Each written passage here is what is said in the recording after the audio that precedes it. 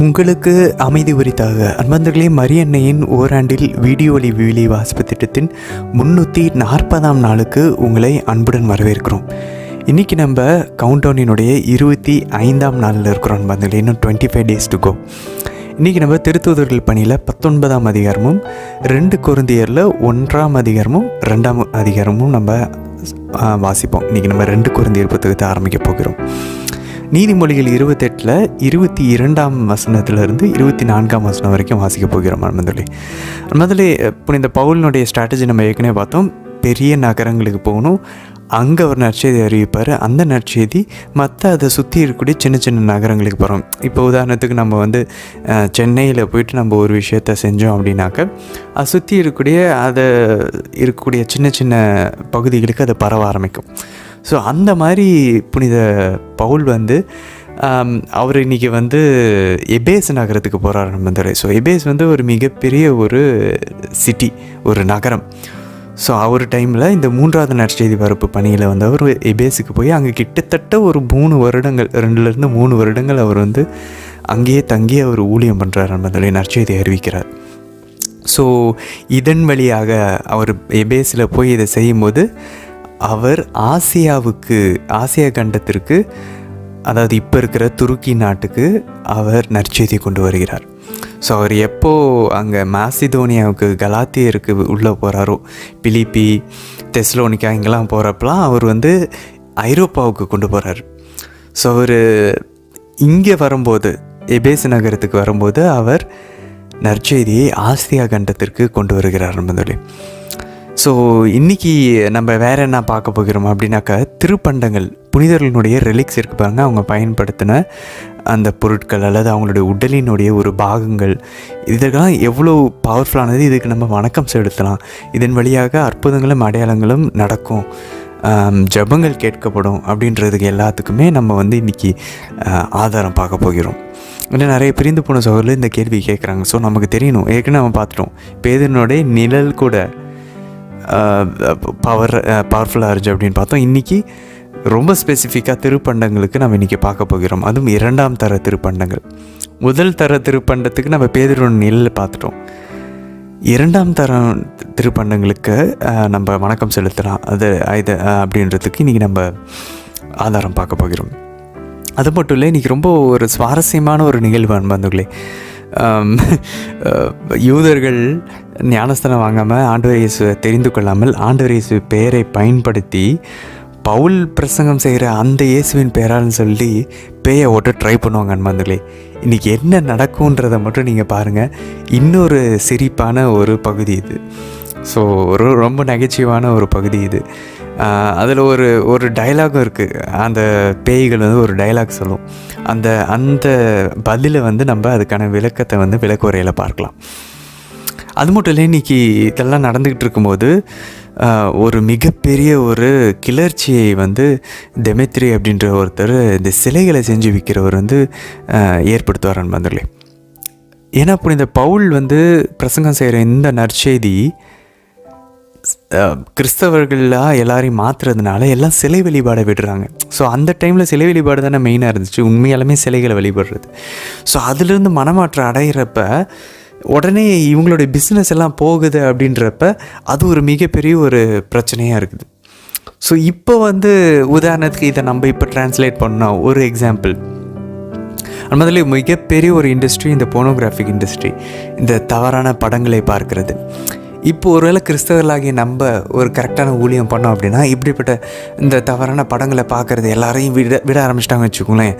இப்போ உலகத்திலே லீடிங்காக இருக்கக்கூடிய இந்த மிகப்பெரிய ஒரு தொழில், ஒரு வணிகமாகிடுச்சு அது.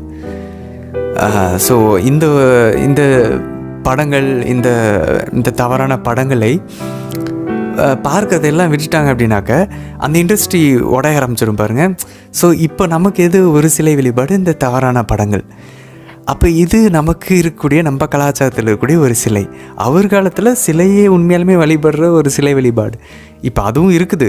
ஆனால் அதை கூட இப்போ யாரும் மெயினாக அதுவும் யாரும் நம்பி பண்ணுறதில்ல. மற்ற சகோதரர்களும் அந்த மாதிரி கொஞ்சம் குறைஞ்சிட்டு தான் வருது. பட் அதை விட முக்கியமாக பாருங்கள், பாவ அடிமைத்தனங்கள் சிலைகளாக இருக்குது. ஸோ அவர் ஒரு மிகப்பெரிய ஒரு கிளர்ச்சியை ஏற்படுத்துகிறார். அதுலேயும் பாருங்கள் புனித பவுலினுடைய அன்பு, அவர் ஆண்டவருக்காக எவ்வளோ துன்பங்களை சகிச்சுக்கிறார்ன்றதெல்லாம் இன்றைக்கி நம்ம பார்ப்போம். சரி, இது திருத்துதர்கள் பணியில் நம்ம பார்த்துருவோம். அதுக்கப்புறம் இன்றைக்கி நம்ம 2 கொரிந்தியரில் ஸ்டார்ட் பண்ணுறோம். முதல்ல ஏற்கனவே நமக்கு தெரியும் இந்த புத்தகம், இந்த 2 கொரிந்தியர் புத்தகம், இந்த கடிதம் புனித பவுல்னால் எழுதப்பட்டது. அது அவருடைய முதல் அதிகாரம் முதல் வசனத்திலே அவர் தெளிவாக சொல்லுவார். அதுக்கப்புறம் திருச்சபையின் தந்தையர்களும் அதை உறுதிப்படுத்துகிறாங்க, இந்த கடிதம் பவுல் தான் எழுதினார் அப்படின்னு சொல்லி. யாரும் பவுல் பேரை போட்டு யாரும் பொய்யாலாம் எழுதலை. ஆனால் இதை இறையலறிஞர்கள் என்ன ஒரு கருத்துகளில் வேறுபடுறாங்க அப்படின்னாக்கா, பவுல் தான் எழுதினார், ஆனால் இதில் பார்த்திங்கன்னா 1லேருந்து 9 அதிகாரங்கள் ரொம்ப அன்பாக எழுதின மாதிரி இருக்கும். 10லேருந்து 13 அதிகாரங்கள் வாசித்தோம் அப்படின்னா ஒரு மாதிரி கொஞ்சம் கடினமான ஒரு உள்ளத்தோடு எழுதின மாதிரி இருந்திருக்கும். ஸோ அதனால் 2 வெவ்வேறான சூழலில் இந்த கடிதங்கள் எழுதப்பட்டு கடைசியாக இதை தொகுத்தவர், அந்த எடிட்டர் இதை ஒன்றா சேர்த்து ஒரு கடிதமாக எழுதியிருக்கலாம் அப்படின்னு சொல்லிட்டு இறையியல் அறிஞர்கள் சில பேர் என்ன சொல்கிறாங்க, இல்லை இன்னும் இதை 2-3 பிரிவுகளாக பிரிக்கலாம் அப்படின்னு சொல்கிறாங்க நம்ம சொல்லி. பட் ஆனால் இக்னேஷியஸ் கேத்தலிக் ஸ்டடி பைபிளில் பார்த்தோம் அப்படின்னாக்கா அவங்க என்ன சொல்கிறாங்க அப்படின்னாக்கா, அந்த இறையியல் அறிஞர்கள் எது எப்படி வேணால் இருக்கலாம், ஆனால் இது புனித பவுல் தான் எழுதினார்ன்றது நமக்கு நல்லா தெரியும். அது மட்டும் இல்லை, இதில் ரொம்ப ரொம்ப முக்கியமான அவருடைய பர்சனலான மன ஓட்டங்களை நம்ம இந்த கடிதத்துலேருந்து தெரிந்து கொள்ளலாம் அப்படின்னு சொல்கிறாங்க நண்பர்களே. சரி, இதை எப்போ எழுதியிருக்கலாம் அப்படின்னு சொல்லி பார்த்தோன்னா, நண்பர்களே, முதல் கடிதம், முதல் கொரிந்தியருக்கு எழுதப்பட்ட முதல் லெட்டர் எப்போ எழுதுறாங்க அப்படின்னாக்கா கிபி 56 இந்த கடிதத்தை எழுதியிருக்கலாம். நம்மளதில் புனித பவுல் திருச்சபையை எப்போ ஏற்படுத்தினார் கொரிந்து நகரத்தில் அப்படின்னு சொல்லி பார்த்தோன்னா கிபி 51. ஸோ அதுக்கப்புறம் ஒரு 5 வருஷம் கழித்து புனித பவுல் இந்த கடிதத்தை இதனுடைய அந்த துவக்க ஸ்ப்ரிங் டைம், இந்த வசந்த காலம் சொல்லுவோம் இல்லையா, ஏப்ரல் மே மாதம் அந்த டைமில் வசந்த காலம் டைமில் மார்ச் ஏப்ரல் டைமில் அவர் இந்த முதல் கடிதத்தை எழுதுகிறார். எப்போது இவர் 5 வருஷம் முன்னாடியே அங்கே திருச்சபை ஏற்படுத்திட்டு வந்துட்டார். அதுக்கப்புறம் அதை அவர் எப்போ ஏற்படுத்தினார், 2வது நற்செய்தி பரப்பு பணியில் தான் நம்ம பார்த்தோம். ஸோ அவருடைய செகண்ட் மிஷனரி ஜேர்னியில் தான் அவர் இந்த 14ஆம் அதிகாரம் திருத்தூதர் பணி 14லேருந்து 18 பாதி வரைக்கும் வாசித்தோம் இல்லையா, அதான் அவரோட 2வது தூதுரை பயணம். அந்த டைமில் தான் அவர் கொரிந்து மக்களை சந்தித்து அங்கே ஒரு திருச்சபை ஏற்படுத்துகிறார். அதுக்கப்புறம் அப்பளோ அங்கே அவங்களுக்கு தண்ணி ஊற்றி அந்த திருச்சபை வளர்த்துறாரு. ஸோ இந்த கொரிந்து மக்களுக்கு 51 கிபி 51 ஏற்படுத்தின இந்த திருச்சபைக்கு 56 முதல் கடிதம் எழுதினார். நம்ம அதை முதல் கடிதத்தினுடைய தூக்குறையில் பார்த்தோம். அது அவர் எங்கேருந்து எழுதினார், எபேஸ் நகரத்துலேருந்து அவர் எழுதினார். ஸோ அங்கே தான் அவர் நம்ம இப்போ பார்த்துட்ருக்கோம். அவர் கிட்டத்தட்ட ஒரு 2-3 வருஷம் அங்கே தான் ஸ்டே பண்ணியிருந்தார், தங்கியிருந்தார். ஸோ இந்த 2வது கடிதத்தை எப்போ எழுதுறாருனா, ரொம்ப தூரம்லாம் இல்லாமல் ஒரு 6 மாதம் கேப்பில் இந்த இலையுதிர் காலம் இருக்குது பாருங்கள், ஆட்டம் ஃபால் அப்படின்னு சொல்லுவோம் இல்லையா, அந்த இலையுதிர் காலத்தில் இந்த செப்டம்பர் அக்டோபர் நவம்பர் டைமில் அதே கிபி 56 அவர் இந்த 2ஆம் கடிதத்தையும் எழுதுகிறார். ஸோ இப்போ அவர் எபேஸை விட்டு வெளியே மாசிதோனியாவுக்கு வந்துட்டார். அப்படின்னா ஐரோப்பா பகுதிக்கு அவர் வந்துட்டார். அதாவது இப்போ இருக்கக்கூடிய கிரீஸ் நாட்டுக்கு பகுதிக்கு வந்துட்டார் எபேஸிலேருந்து. ஸோ அங்கேருந்து இந்த கொரிந்து மக்கள் அப்படின்னா இவர் கிட்டத்தட்ட இது இந்த கொரிந்து நகரம்ன்றது அக்கையா அப்படின்ற அந்த நாட்டினுடைய தலைநகரம் தான் கொரிந்து நகரம். ஸோ இந்த கொரிந்து நகரத்துக்கு கொஞ்சம் தூரம் வடக்கில் இருந்து தான் இந்த லெட்டரை எழுதுகிறாரு. ஆனால் அங்கே வரமாட்டேங்கிறார். ஏன் அப்படின்றதுக்கான இந்த வரலாறு பின்னணி தான் ரொம்ப முக்கியமான வந்துள்ளி. ஸோ என்ன நடந்துச்சு அப்படின்னாக்கா, கொரிந்து ரொம்ப ஒரு இளைய திருச்சபை. அப்போ தான் ஒரு யங் அன்ஸ்டேபிள், ரொம்ப ஒரு ஸ்டேபிளான ஒரு திருச்சபை கிடையாது. ஸோ இந்த திருச்சபை மக்கள் தான் நம்ம ஏற்கனவே பார்த்தோம், அங்கே தான் ஆவியானவர் எனக்கு இங்கே நிறைய பேர் இருக்கிறாங்கன்னு சொல்கிறாரு பாருங்க, என்னுடைய மக்கள் இங்கே கொரிந்தில் நிறைய பேர் இருக்காங்க, இங்கேயே இருந்து நற்செய்தி அறிவின்றார். அங்கே அவர் ஒரு 2 வருஷம் இருந்து அங்கே நல்லா அழகாக அவர் அந்த திருச்சபை ஏற்படுத்துகிறார், ஆவியானவர் பொழியப்படுகிறார். ஆனால் பவுல் அந்த திருச்சபை விட்டுட்டு கிளம்பின உடனே அந்த திருச்சபையை மிகுதியான சோதனைகள்னால அது தாக்கப்படுகிறது. பாருங்கள், நம்ம ஆண்டவர் சொன்ன மாதிரி திருச்சபை பல இடர்களுக்கும் இன்னல்களுக்கும் ஆளாகி தான் அந்த திருச்சபை வளருது பாருங்கள். இப்போது சுற்றி இருக்கக்கூடிய பிற மதத்துக்காரவங்க, கலாச்சாரவங்க, பேகன் கல்ச்சர், அதுக்கப்புறம் நிறையா இந்த இந்த சிலை வழிபாடு இருக்குது, நிறையா இச்சைக்குரிய பாவங்களில் விழக்கூடிய சூழல்கள் அங்கே இருக்குது. இதெல்லாம் இந்த கிறிஸ்தவ சமுதாயத்துக்கு, திருச்சபைக்கு ஒரு மிகப்பெரிய ஒரு சவாலாக அமைஞ்சிக்கிட்டு இருக்கு. எப்படி இதுக்கு நடுவில் ஒரு பரிசுத்தமான கிறிஸ்தவ வாழ்க்கையை வாழ்கிறது அப்படின்னு சொல்லிட்டு. இது மட்டும் இல்லை, இவங்க திருச்சபைக்குள்ளேயே வந்து நிறையா ஏற்றத்தாழ்வு இருந்துச்சு. அதை நம்ம 1 கொரிந்தியர் முதல் கடிதத்தில் நம்ம பார்த்தோம். முதல் புத்தகத்தில் நிறைய ஏற்றத்தாழ்வுகள் இருந்துச்சு, நம்ம பார்த்தோம் இல்லையா? அருங்கொடைகள் இருக்கிறவங்க, இல்லாதவங்க, பணக்காரங்க இல்லாதவங்க, பசித்தவங்க, பசிக்காதவங்க, போஜன பிரியம், நிறைய ப்ராப்ளம் அவர் வந்து சந்திக்கிறார் அன்பதில். ஏன் உயிர்த்தெழுதலை பற்றி கூட அவங்களுக்கு வந்து சந்தேகம் வரதெல்லாம் நம்ம பார்த்தோம் முதல் கடிதத்தில். இப்போ இந்த 2வது கடிதத்துக்கு நடுவில் இந்த முதல் கடிதம் எழுதிட்டு எபேசு நகரத்திலிருந்து, இப்போ எபேசு நகரத்தை விட்டுட்டு மாசிதோனியாவுக்கு போய் அங்கேருந்து எழுதுகிறாரு. இது எல்லாமே இந்த 2 கடிதமே ஒரு 3வது நற்செய்தி பரப்பு பணியின் போது தான் அவர் எழுதுகிறாரு. பட் ஆனால் இந்த 2 கடிதம் எழுதுறதுக்கு இந்த ஒரு 6-7 மாதத்துக்கு நடுவில் இவர் கொரிந்து நகரத்துக்கு ஒரு அவசரமான ஒரு விசிட் பண்ணியிருக்காரு. ஒரு தடவை போய் சந்திச்சிருக்காரு இந்த மக்களை. அங்கே சந்திக்கும்போது தான் ஒரு பிரச்சனை வந்திருக்கு அன்பதில். என்ன ஆச்சு அப்படின்னா, இப்போ இவர் முதல் டைம் திருச்சபை ஏற்படுத்திட்டு வந்ததுக்கப்புறம் நடுவில் என்ன ஆயிடுச்சு, நிறையா பேர் வந்து அப்போஸ்தலர்கள பேரில் உள்ளே பூந்து தவறான நற்செய்தியை அறிவிச்சிட்ருக்காங்க. ஃபால்ஸ் டீச்சர்ஸ், போலி இறைவாக்கினர், போலி அப்போஸ்தலர்கள்னு சொல்லுவார், ஃபால்ஸ் அப்போஸ்தலர்ஸ் அப்படின்னு சொல்லிட்டு.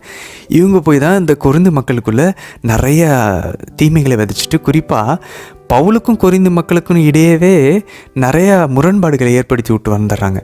பவுல் வந்து அந்தளவுக்கு ஒரு சொற்பொழிவாளர் கிடையாது, அவர் வந்து அந்தளவுக்கு அவர் வந்து உண்மையிலேயே அப்போஸ்தலர் கிடையாது அப்படின்லாம் சொல்லிட்டு அப்போஸ்தலர் பவுலுக்கு எதிராகவே நிறையா பிரச்சனைகளை கிளப்பி விட்டுருக்காங்க அன்பர்களே.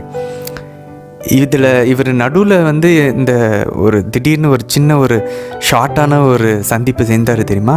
அந்த டைமில் இந்த உள்ளே இருந்த போலி இறைவாக்கினர்களில் ஒருத்தர், யாரோ பேர் குறிப்பிடப்படாத ஒருவர், அவர் இன்றைக்கி நம்ம 2ஆம் அதிகாரத்தில் வாசிப்போம். 2 கொரிந்தியர் 2ஆம் அதிகாரத்தில் அந்த பேர் குறிப்பிடாதப்படாத நபர் வந்து பவுலை வந்து ரொம்ப எதிர்த்து அசிங்கப்படுத்தி காயப்படுத்தியிருக்கார் பொதுவெளியில், திருச்சபைக்கு மத்தியிலே. இது வந்து புனித பவுலுக்கு ரொம்ப மனசு காயத்தை ஏற்படுத்தியிருக்கு. அதை விட வருத்தத்தை தரக்கூடிய விஷயம் என்னென்னா, இவர் இந்த மாதிரி அந்த பேர் குறிப்பிடப்படாத நபர் பவுலை அசிங்கப்படுத்தும் போது அங்கேருந்து அந்த திருச்சபை மக்கள் அமைதி காத்திருக்காங்க. யாரும் பவுலுக்கு வந்து டிஃபெண்ட் பண்ணல.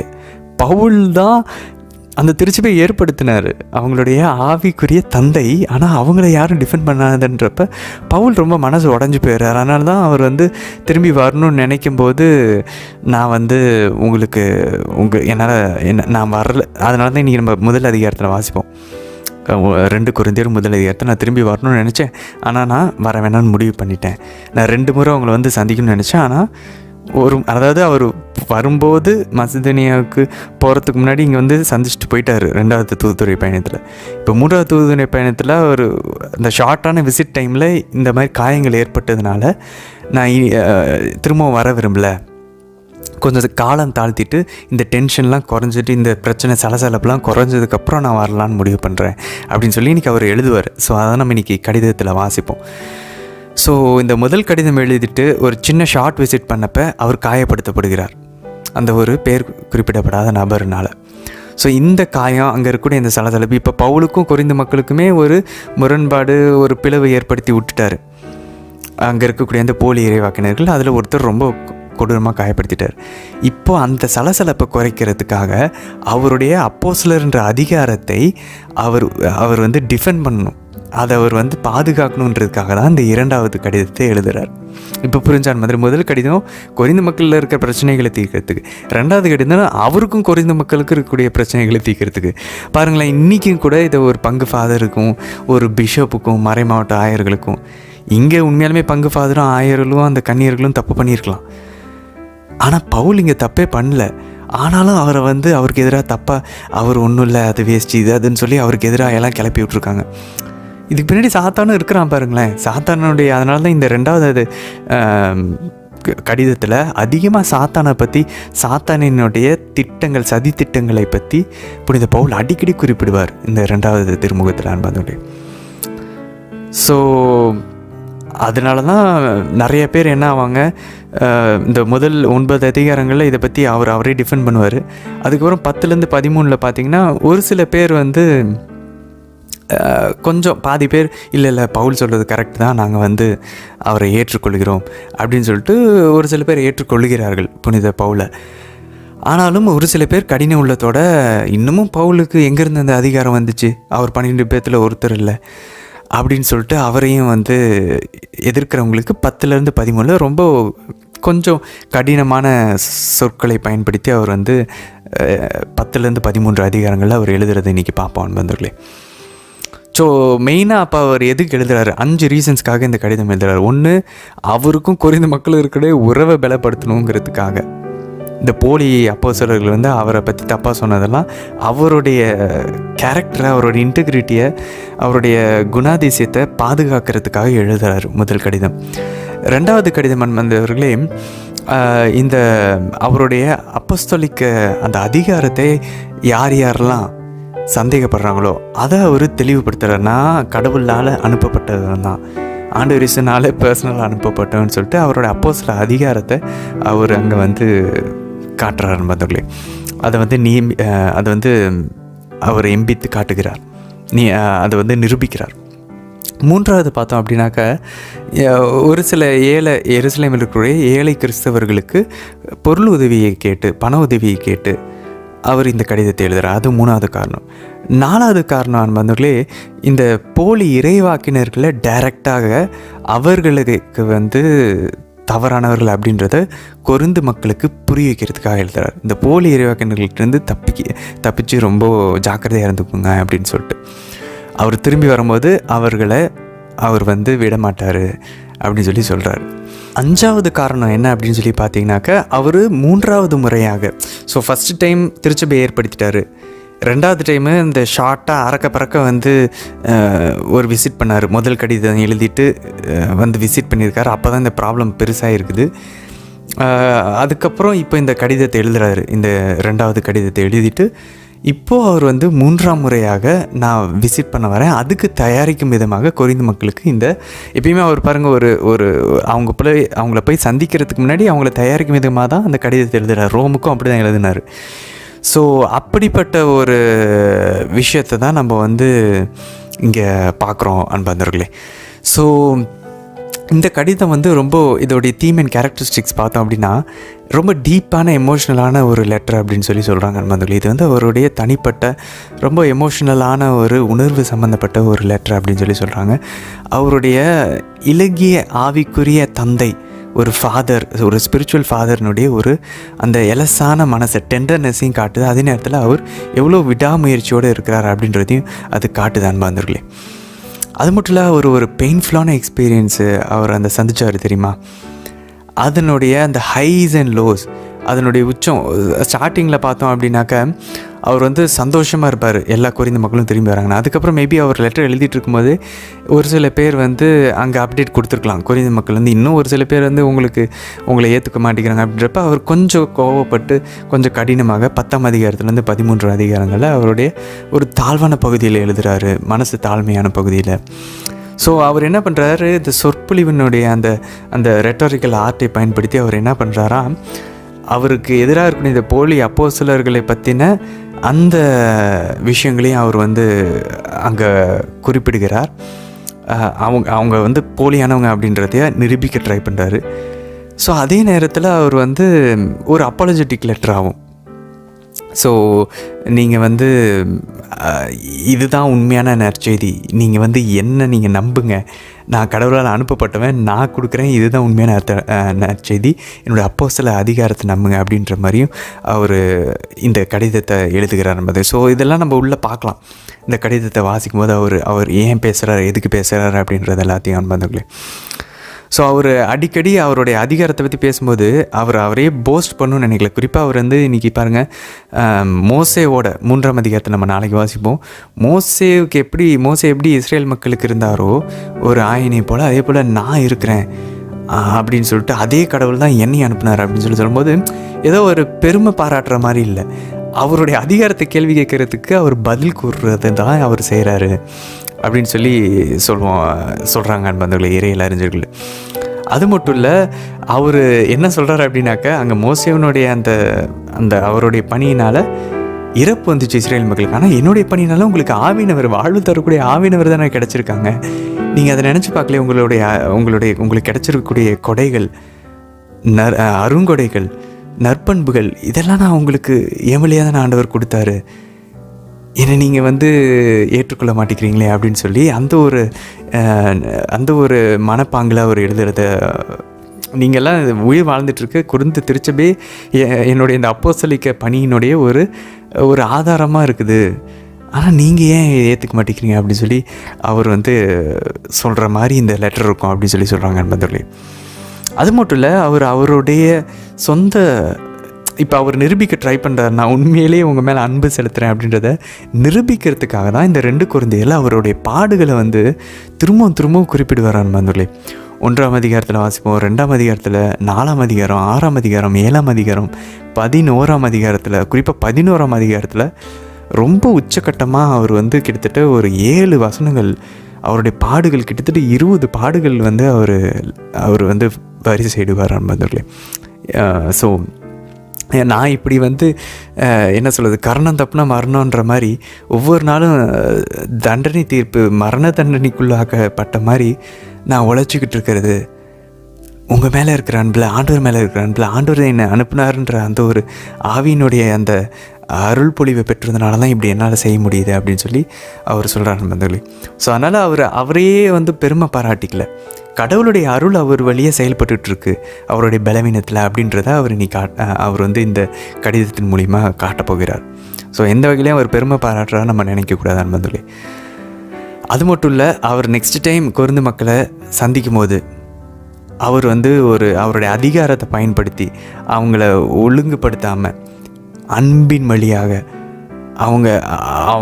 அவரை சந்திக்கும் போது மக்கள் அவருக்கு ஆறுதல் கொடுக்கணும், இவர் அவங்களுக்கு ஒரு ஆறுதலாக இருக்கணும் அப்படின்ற ஒரு நோக்கத்தோட அந்த மக்களை டிரான்ஸ்ஃபார்ம் மாற்றணுன்றதுக்காக இந்த கடிதத்தை எழுதுகிறார் நண்பர்களே. சரி, இன்றைக்கி முதல் அதிகாரத்தில் என்ன பார்க்க போகிறோம்? ஆக்சுவலாக நம்ம பார்த்தோன்னா மற்றவங்களுக்காக நம்ம துன்பங்களை, இந்த ரிடெம்ப்டிவ் சஃபரிங் லைட்டாக ஓரளவு நம்ம இங்கே பார்க்கலாம். அதுக்கான ஒரு ஆதாரத்தை, மற்றவங்களுக்காக நம்ம துன்பங்களை தாங்கிக் கொள்ளலாம். அதாவது நம்மளாக எடுத்து செய்கிற துன்பம் ஓகே, அது நம்ம மற்றவங்களுக்காக நம்ம பெனன்ஸ் பண்ணுறோம்.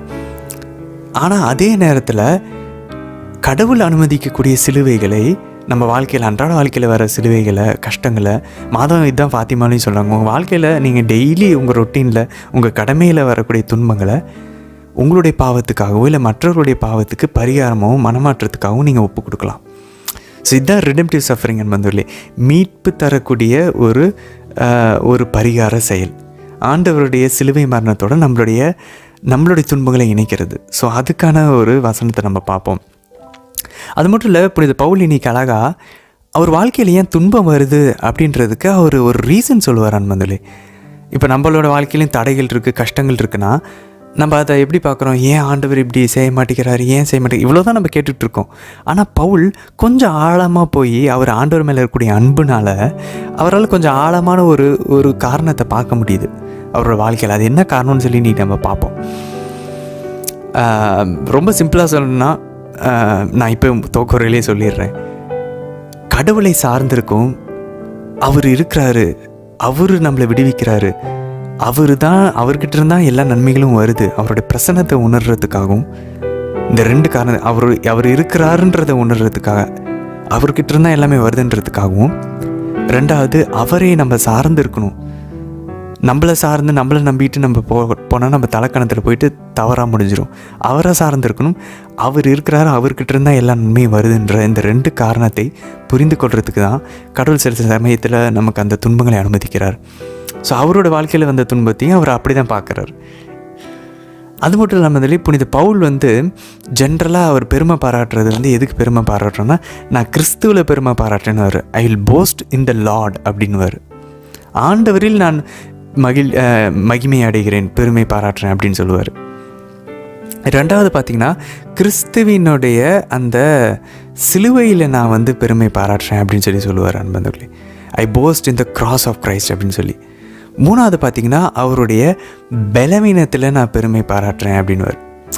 ஸோ அவர் ஒன்று கிறிஸ்துவில் பெருமை பாராட்டுறாரு, கிறிஸ்துவின் சிலுவையில் பெருமை பாராட்டுகிறார், அதுக்கப்புறம் அவருடைய பலவீனத்தில் பெருமை பாராட்டுறாரு. எனக்கு ஒன்றும் இல்லை, நான் பார்க்குறதுக்கு நான் வந்து அழகாக இல்லை தான். ஆக்சுவலாக புனித பவுல் வந்து பார்க்குறதுக்கு ஒன்றும் பெரிய அப்பீலிங்காக இருக்க மாட்டாராம், ரொம்ப பெரிய ஹைட்டெலாம் கிடையாதான், கொஞ்சம் குள்ளே தான். புனித பவுல் வந்து அந்தளவுக்கு ரொம்ப அழகுலாம் கிடையாது, அவர் சொட்ட தலை தானா, அவருக்கு வந்து வழுக்க தலை தானா. ஸோ அவருக்கு வந்து பெரிய சொற்பொழிவாற்ற அவருடைய இப்போ பிரசங்கங்கள்லாம் பெரிய சொற்பொழிவாளர்லாம் கிடையாதான். Is not very eloquent. Apollo மாதிரிலாம் அவர் பெரிய சொற்பொழிவாளர்லாம் கிடையாது. ஸோ இப்படிப்பட்ட அவருடைய பலவீனங்கள்லாம் உலகம் எதெல்லாம் பலவீனம்னு பார்க்குதோ ஆக்சுவலாக அதெல்லாம் அவருடைய பலவீனம் கிடையாது. அவர் அழகாக இல்லாமல் இருக்கிறது அவருடைய பலவீனம் கிடையாது. உலகம் அதை வந்து பலவீனம்னு சொல்லுது. கடவுளுடைய பார்வையில் அவர் ஒரு உள்ளத்தை தான் பார்க்குறாரு. ஸோ அவருடைய பலவீனத்தை பெருமை பாராட்டுவார்.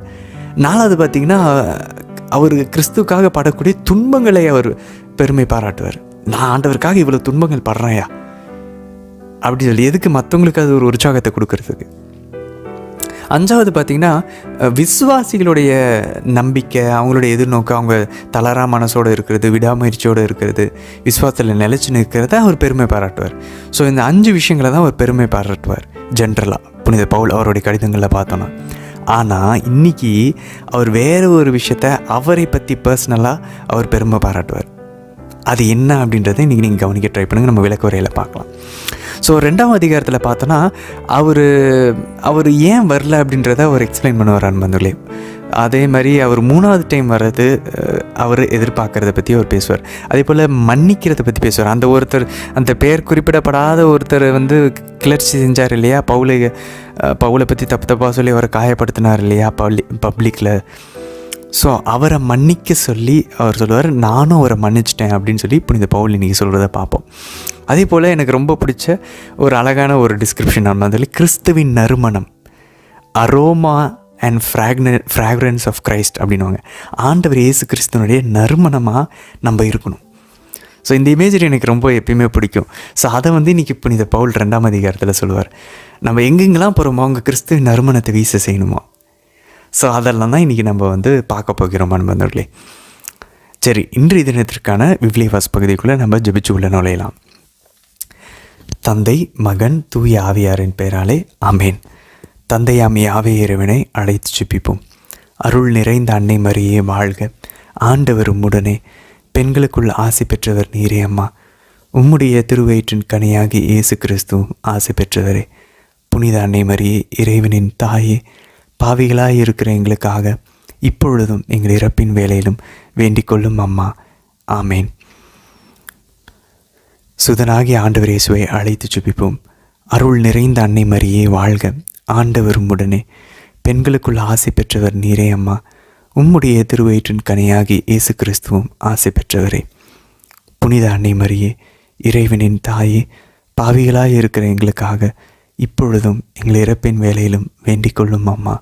ஆமேன். தூய ஆவியானவரை அழைத்து ஜெபிப்போம்.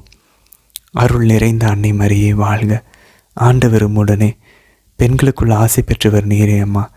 உம்முடைய திருவயிற்றின் கனியாகி இயேசு கிறிஸ்துவும் ஆசி பெற்றவரே.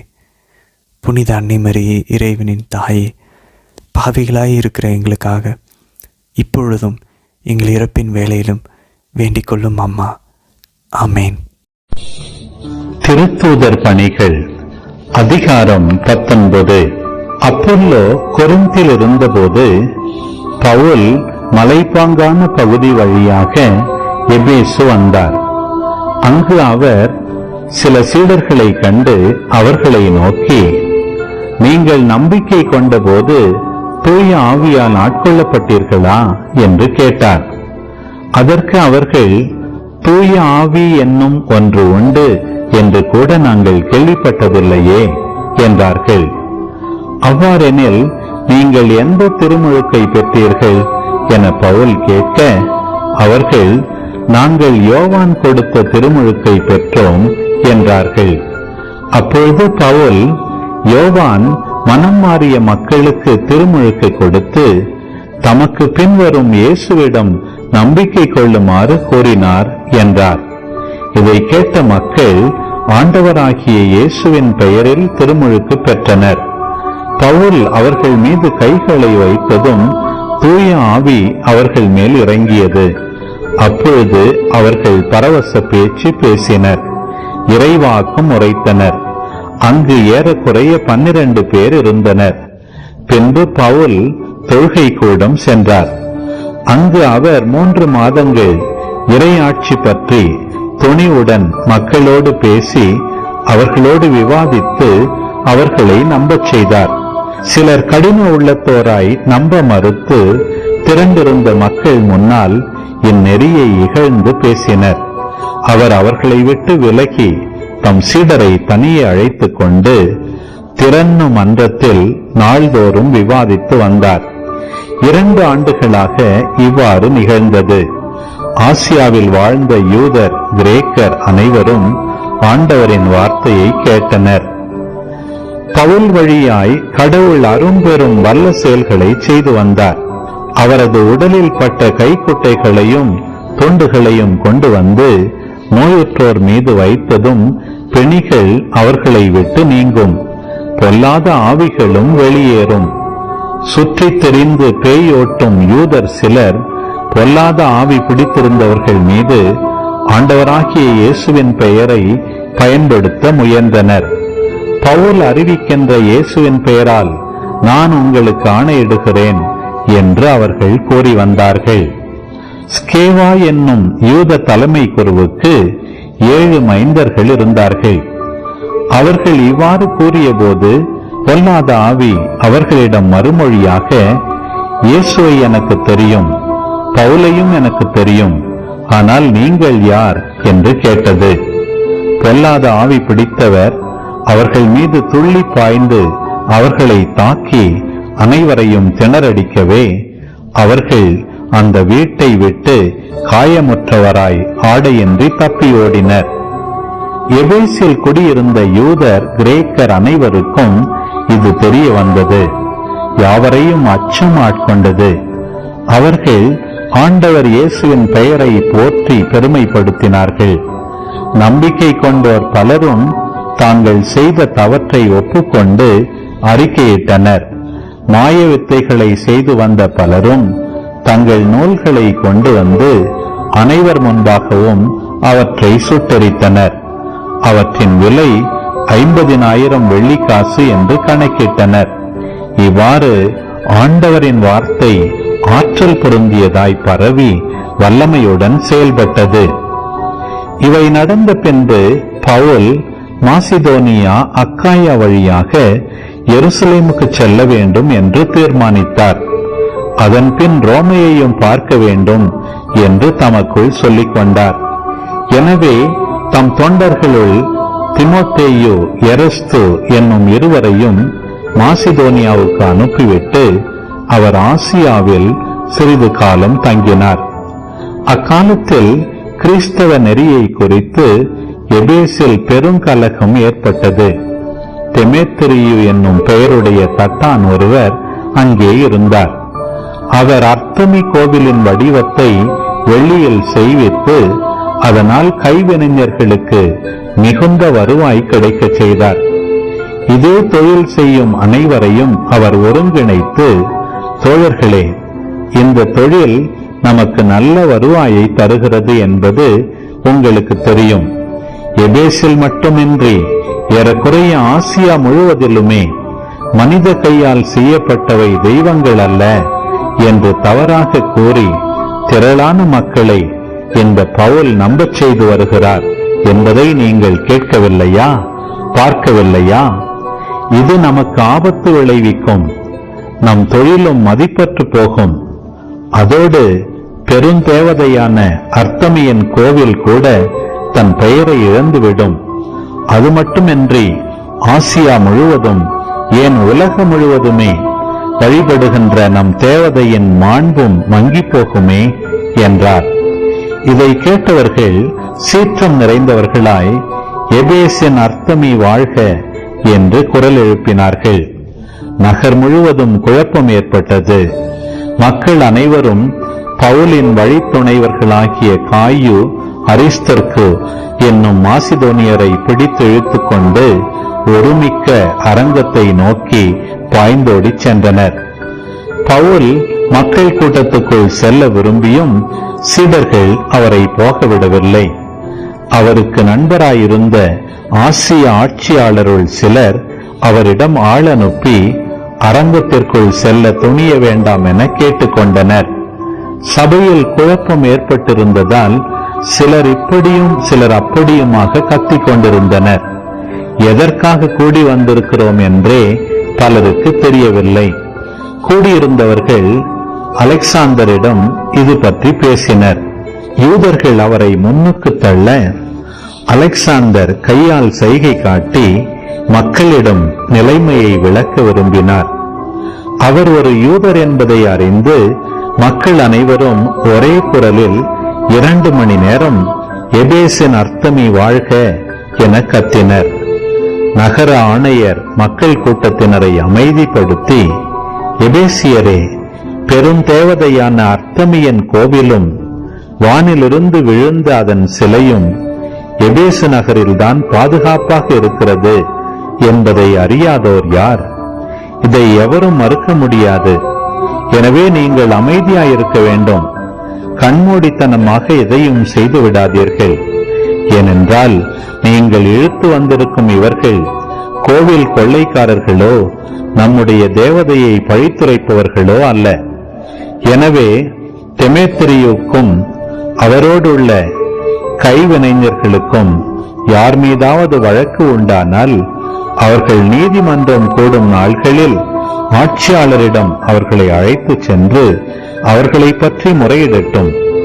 இதற்கு மேல் ஏதாவது நீங்கள் கேட்க விரும்பினால் சட்டத்தின் அடிப்படையில் கூடுகின்ற சபையில் அதற்கான விளக்கம் பெறலாம். என்று நடந்ததை பார்த்தால் இக்கலகத்தை நாம் செய்ததாக நம் மீது குற்றம் சுமத்தப்படும் ஆபத்து உள்ளது.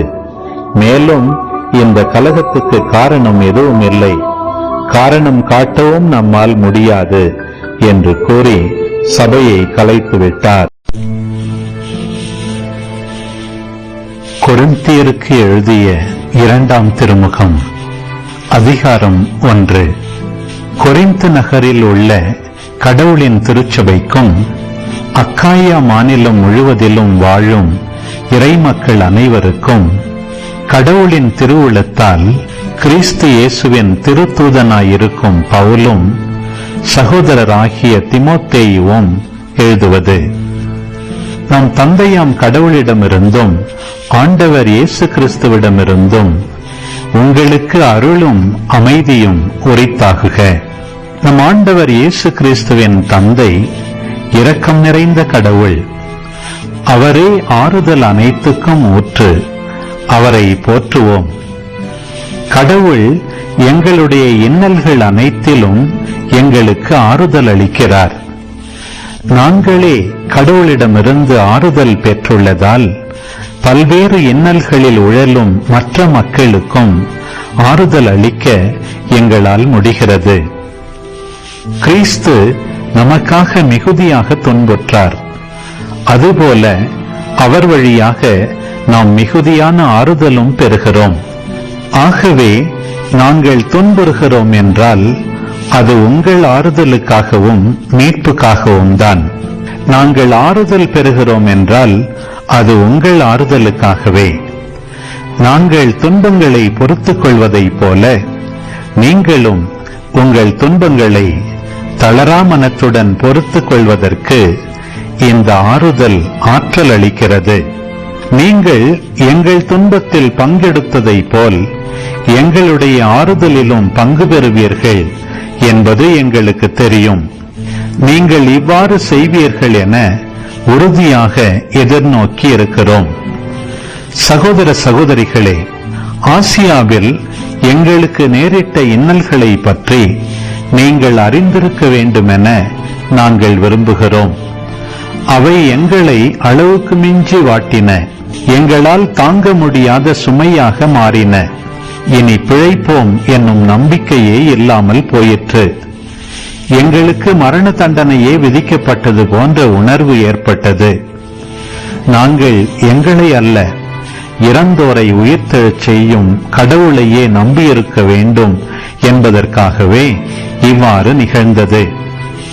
அவரேதான் இத்துணை கொடிய சாவிலிருந்து எங்களை விடுவித்தார், இன்னும் எங்களை விடுவிப்பார். நீங்களும் உங்கள் மன்றாட்டு மூலமாக எங்களுக்கு உதவினால் இனிமேலும் எங்களை விடுவிப்பார் என்று எதிர்பார்க்கிறோம். இவ்வாறு பலர் எங்களுக்காக மன்றாடி இந்த அருளுக்காக எங்கள் சார்பில் கடவுளுக்கு நன்றி செலுத்துவர்.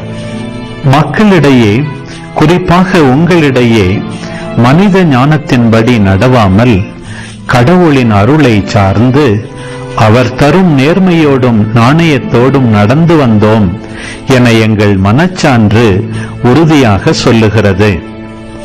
இதுவே எங்களுக்கு பெருமை. நாங்கள் உங்களுக்கு எழுதும் திருமுகங்களில் நீங்கள் வாசித்து புரிந்து கொள்ள முடியாதது எதுவும் இல்லை. இப்போது நீங்கள் எங்களை ஓரளவுக்குத்தான் புரிந்து கொண்டிருக்கிறீர்கள். ஆனால் நம் ஆண்டவர் இயேசு கிறிஸ்து வரும் நாளில் நீங்கள் எங்களை முழுமையாக புரிந்து கொள்வீர்கள் என்னும் எதிர்நோக்குடன் இருக்கிறேன். அப்போது நாங்கள் உங்களை குறித்து பெருமை கொள்வது போன்று நீங்களும் எங்களை குறித்து பெருமை கொள்வீர்கள். இந்த உறுதியான நம்பிக்கை இருந்ததால் தான் நான் முதலில் உங்களிடம் வர திட்டமிட்டேன். அப்போது நீங்களும் என்னை இருமுறை சந்திக்கும் பேற்றை பெற்றிருப்பீர்கள். மாசிதோனியாவுக்கு போகும் வழியிலும் அங்கிருந்து திரும்பி வரும் வழியிலும் நான் உங்களை சந்தித்திருப்பேன். நீங்களும் என்னை யூதேயாவுக்கு வழி அனுப்பி வைத்திருப்பீர்கள். இப்படி திட்டமிட்ட பிறகு நான் பொறுப்பற்ற முறையில் அதை மாற்றிவிட்டேன் என நினைக்கிறீர்களா? அல்லது உள்நோக்கத்தோடு திட்டமிடுகிறேன் என்று நினைக்கிறீர்களா? ஒரே நேரத்தில் ஆம் என்றும் இல்லை என்றும் சொல்பவன் நான் என்று நினைக்கிறீர்களா? நான் ஒரே நேரத்தில் ஆம் என்றும் இல்லை என்றும் உங்களிடம் பேசுவதில்லை. கடவுள் உண்மையுள்ளவராய் இருப்பது போல் நான் சொல்வதும் உண்மையே. நானும் சில்வானும் தீமோத்தேயுவும் உங்களிடையே இருந்தபோது நாங்கள் அறிவித்த இறைமகன் இயேசு கிறிஸ்து ஒரே நேரத்தில் ஆம் என்றும் இல்லை என்றும் பேசுபவர் அல்ல. மாறாக அவர் ஆம் என உண்மையையே பேசுபவர். அவர் சொல்லும் ஆம் வழியாக கடவுள் அருளும் எல்லா வாக்குறுதிகளும் நிறைவேறுகின்றன. அதனால்தான் நாம் கடவுளை போற்றி புகழும் போது அவர் வழியாக ஆமேன் என சொல்லுகிறோம். கடவுளே எங்களை உங்களோடு சேர்த்துள்ளார். இவ்வாறு கிறிஸ்துவோடு நமக்கு இருக்கும் உறவை அவர் உறுதிப்படுத்துகிறார். அவரே நமக்கு அருள் பொழிவு செய்துள்ளார். அவரே நம் மீட்பை உறுதிப்படுத்தும் அடையாளமாக தூய ஆவியை நம் உள்ளத்தில் பொழிந்து நம்மீது தம் முத்திரையை பதித்தார். என் உயிரின் மேல் ஆணையாக சொல்கிறேன், உங்களை வருத்தத்துக்கு உள்ளாக்காமல் இருக்கவே இதுவரை நான் கொரிந்துக்கு வரவில்லை. கடவுளே இதற்கு சாட்சி. நீங்கள் எதை எதை நம்ப வேண்டும் என நாங்கள் உங்களை கட்டாயப்படுத்துவதில்லை. நீங்கள் கொண்டுள்ள நம்பிக்கையில் நிலையாய்த்தான் இருக்கிறீர்கள். உங்கள் மகிழ்ச்சிக்காக உங்களோடு ஒத்துழைக்கிறோம். கொரிந்தியருக்கு எழுதிய 2ஆம் திருமுகம், அதிகாரம் 2. நான் மீண்டும் உங்களிடம் வந்து உங்களுக்கு மன வருத்தத்தை கொடுக்க விரும்பவில்லை. நான் உங்களுக்கு மன வருத்தத்தை கொடுத்தால் எனக்கு மகிழ்ச்சியூட்ட யார் இருக்கிறார்? என்னால் மன வருத்தத்துக்குட்பட்ட நீங்கள்தானே எனக்கு மகிழ்ச்சியூட்ட வேண்டும். நான் வரும்போது எனக்கு மகிழ்ச்சி தர வேண்டிய உங்களாலே எனக்கு மன வருத்தம் வரக்கூடாது என்பதற்காகவே அத்திருமுகத்தை உங்களுக்கு எழுதினேன். நான் மகிழ்ச்சி அடைந்ததால் நீங்கள் எல்லாரும் மகிழ்ச்சி அடைவீர்கள். இதுவே உங்கள் அனைவரையும் பற்றிய என் உறுதியான நம்பிக்கை. நான் மிகுந்த வேதனையோடும் மனக்கவலையோடும் கலங்கிய கண்களோடும் அதை உங்களுக்கு எழுதினேன். உங்களுக்கு மன வருத்தம் தர வேண்டும் என்பதற்காக அல்ல, மாறாக நான் உங்கள் மேல் கொண்டுள்ள மிகுந்த அன்பை நீங்கள் உணர வேண்டும் என்பதற்காகவே அவ்வாறு எழுதினேன். ஒருவன் எனக்கு மன வருத்தம் தந்தால் அது எனக்கு மட்டுமல்ல, ஓரளவுக்கு உங்கள் அனைவருக்குமே தான் என்றே சொல்ல வேண்டும். அவன் செய்ததை மிகைப்படுத்த நான் விரும்பவில்லை. அந்த ஆளுக்கு உங்களுள் பெரும்பான்மையோர் கொடுத்த தண்டனையே போதும். எனவே இப்பொழுது நீங்கள் அவனை மன்னித்து ஏற்றுக்கொள்வதுதான் நல்லது. அவன் மன வருத்தத்தில் மூழ்கிவிடாமல் இருக்கும் வண்ணம் அவனுக்கு ஆறுதல் அளியுங்கள். நீங்கள் அவன் மீது அன்பு கொண்டிருக்கிறீர்கள் என்பதை உறுதிப்படுத்துமாறு நான் உங்களிடம் கேட்டுக்கொள்கிறேன். நீங்கள் எப்போதும் எனக்கு கீழ்ப்படுகிறீர்களா என சோதித்து அறியவே அத்திருமுகத்தை நான் எழுதினேன். நீங்கள் ஒருவனை மன்னித்தால் நானும் அவனை மன்னிக்கிறேன். நான் மன்னிக்க வேண்டியது ஏதாவது இருந்தால் அதை உங்கள் பொருட்டு கிறிஸ்துவின் முன்னிலையில் மன்னித்து விட்டேன். இவ்வாறு சாத்தான் நம்மை வஞ்சிக்க இடம் கொடுக்க மாட்டோம். அவனது சதித்திட்டம் நமக்கு தெரியாதது அல்ல. துரோவா என்னும் நகருக்கு கிறிஸ்துவின் நற்செய்தியை அறிவிக்க வந்தபொழுது அங்கே ஆண்டவர் எனக்கு பணியாற்ற நல்ல வாய்ப்பை தந்தார். ஆனால் அங்கே என் தம்பி தீத்துவை காணாததால் என் மனம் அமைதியின்றி தவித்தது. எனவே அம்மக்களிடம் விடை பெற்று கொண்டு அங்கிருந்து மாசிதோனியாவுக்கு புறப்பட்டேன். கிறிஸ்துவோடு இணைந்து வாழும் எங்களை கடவுள் கிறிஸ்துவின் வெற்றி பவனியில் பங்கு கொள்ளச் செய்து எங்கள் வழியாய் தம்மை பற்றி யாவரும் அறியச் செய்கிறார். இவ்வறிவு நறுமணம் போல் எங்கும் பரவுகிறது. இவ்வாறு செய்யும் கடவுளுக்கே நன்றி உரித்தாகுக. மீட்பு பெறுவோரிடையேயும் அழிவுறுவோரிடையேயும் நாங்கள் கடவுள் பால் எழும் கிறிஸ்துவின் நறுமணமாயிருக்கிறோம். அழிவுறுவோருக்கு அது சாவை விளைவிக்கும் நச்சு புகையாகும். மீட்பு பெறுவோருக்கு அது வாழ்வளிக்கும் நறுமணமாகும். அப்படியெனில் இத்தகைய பணியை யார்தான் செய்ய இயலும்? நாங்கள் கடவுளின் வார்த்தையை மலிவு சரக்காக கருதும் பலரை போன்றவர்கள் அல்ல. மாறாக கிறிஸ்துவோடு இணைந்துள்ள நாங்கள் கடவுளால் அனுப்பப்பட்டவர்கள் என்னும் முறையில் அவர் முன்னிலையில் நேர்மையோடு பேசுபவர்கள். நீதிமொழிகள் அதிகாரம் 28. பிறரை பொறாமை கண்ணோடு பார்ப்பவர் தாமும் செல்வராக வேண்டுமென்று துடிக்கிறார். ஆனால் தாம் வறியவராக போவதை அவர் அறியார். முக புகழ்ச்சி செய்கிறவரை பார்க்கிலும் கடிந்து கொள்ளுகிறவரே முடிவில் பெரிதும் பாராட்டப்படுவார். பெற்றோரின் பொருளை திருடிவிட்டு அது குற்றமில்லை என்று சொல்கிறவன் கொள்ளைக்காரரை விட கேடுகட்டவன். ஆமீன்.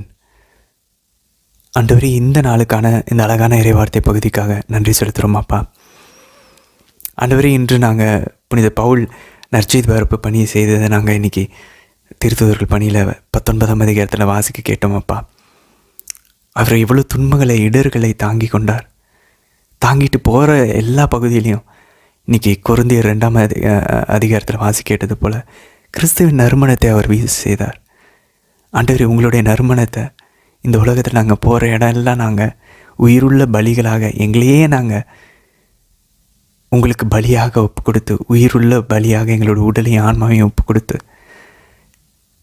ஒரு நறுமண சுகந்தமாக உங்களுக்கு அதை நாங்கள் எழும்பணும் ஆண்டவரே.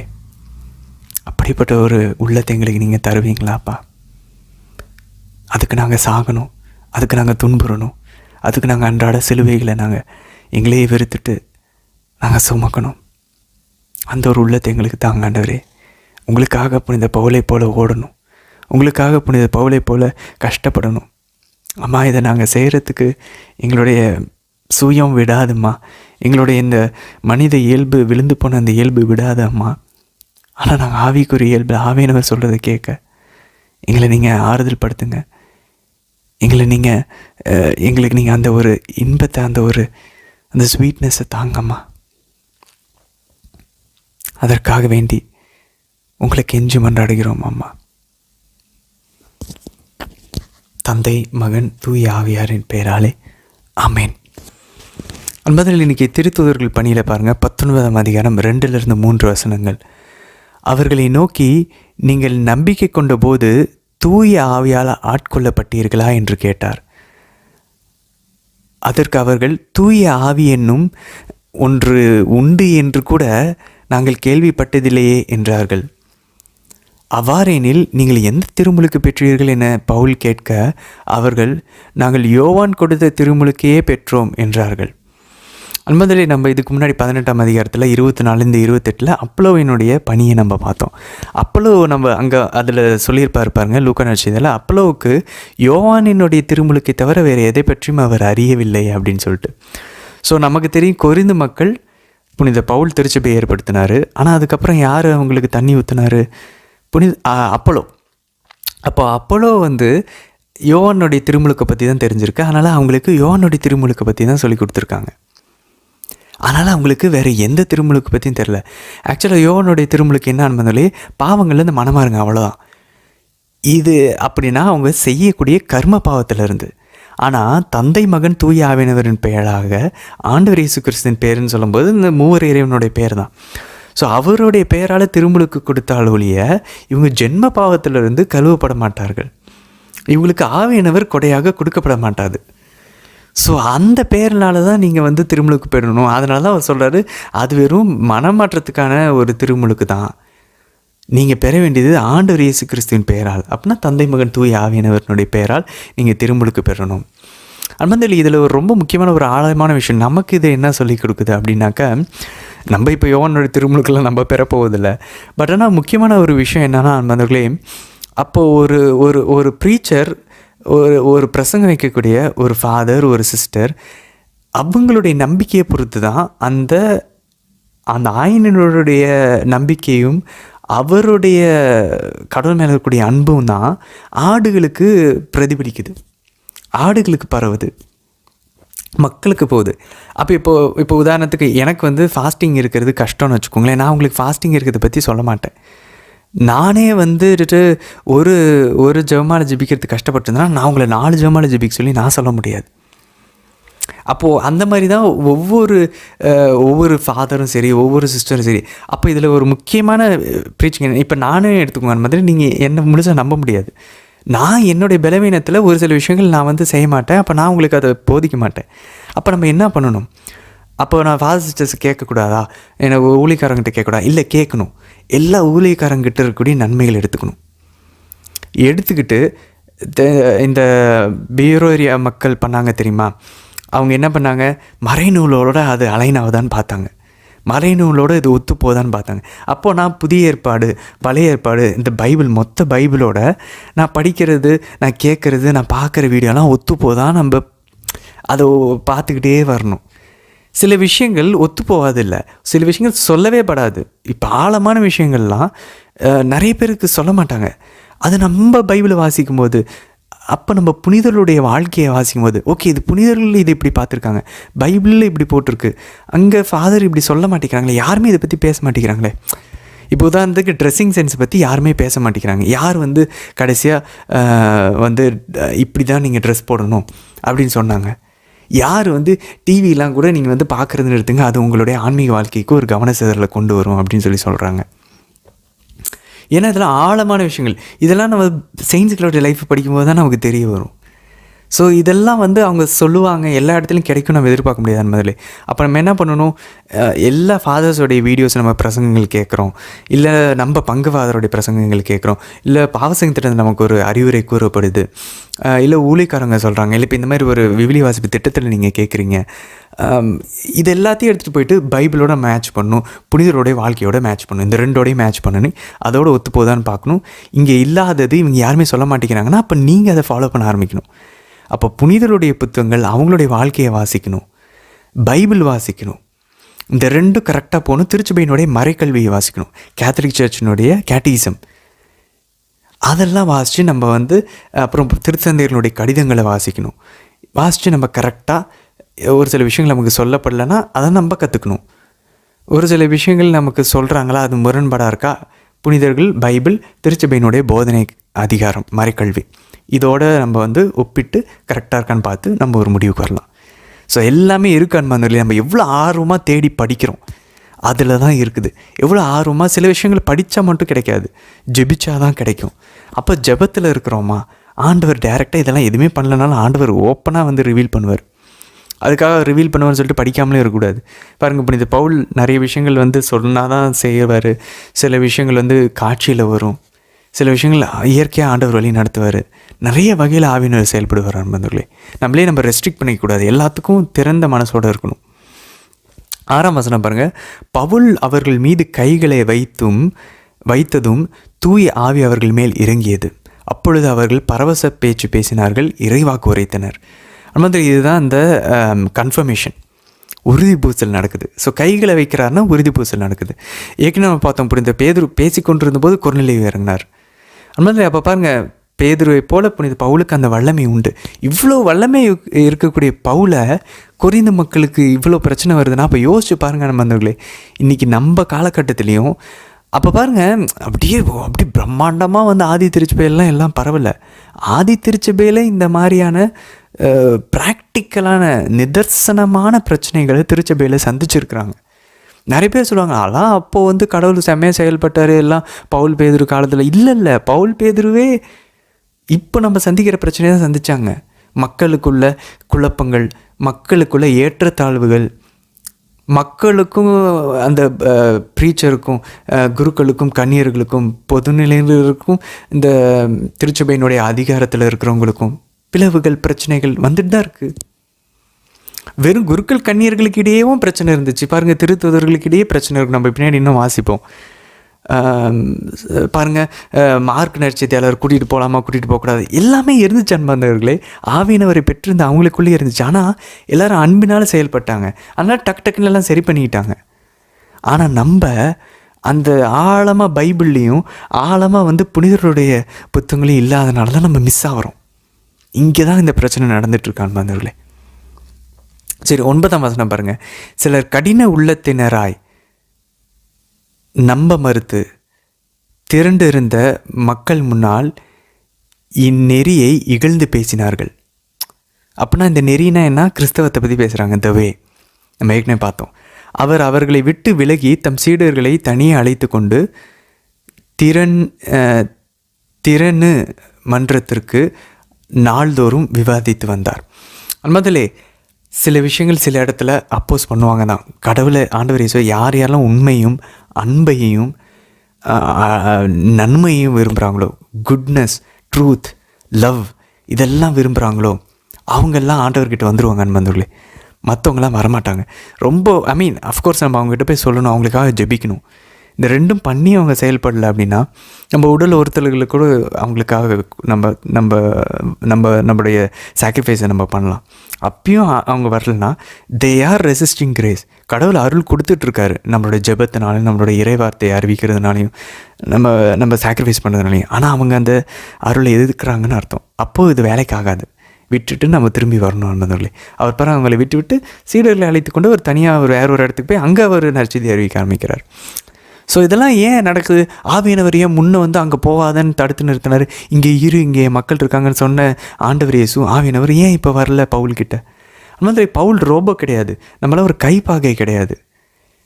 ஸோ புனித பவுல் அவர் ஜபத்தில் ஆவியை உணர்ந்து கடவுள் அவர் கொடுத்த ஞானத்தில் அவர் பயணிக்கிறார் ஒரு சில டைம். அதே சமயத்தில் அவர் ஆவியில் தான் அவர் வழிநடத்தப்படுகிறார். ஆவியினவரை விட்டு அவர் பிரிஞ்சு இல்லை.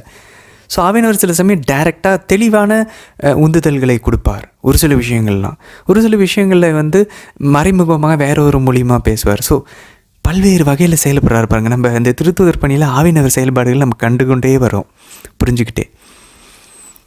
12ஆம் வசனம் பாருங்கள் மாதிரி அந்த திருப்பண்டங்களுக்கான அந்த ஒரு ஆதாரம் பாருங்கள்.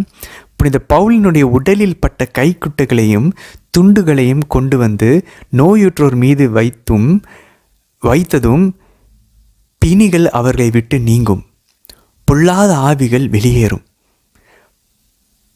பாருங்க நண்பர்களே, அப்போ பொல்லாத ஆவி கூட நோய்கள் கூட பவுல் மேலே வச்ச கைக்குட்டைகளை கூட கொண்டு வச்சா நீங்கள் தான். இதுதான் செகண்ட் கிளாஸ் ரெலிக் அப்படின்வாங்க.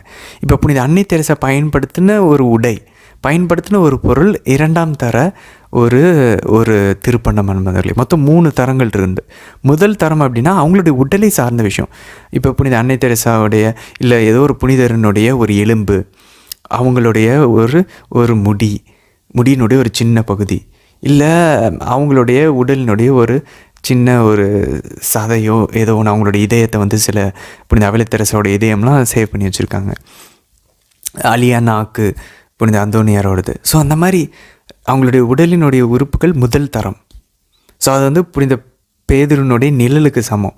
நிழலே அவ்வளோனா அவங்க உடலினுடைய ஒரு உறுப்பே இருக்கும்போது, அது ஒரு பாகமே இருக்கும்போது எவ்வளோ பவர்ஃபுல்லாக இருக்கும். ஸோ அது முதல் தரம். ரெண்டாவது தர ரெலிக்குக்கான எவிடன்ஸ் தான் இது, கைக்குட்டை.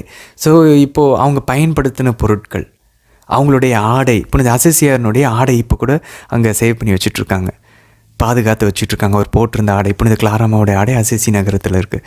ஸோ அந்த மாதிரி அவர் பயன்படுத்தின பொருட்கள், புனித அன்னை தெரசா கொல்கட்டாவுக்கு போனோன்னா நம்ம வந்து புனித அன்னை தெரசா பயன்படுத்தின பொருட்கள் இருக்குது.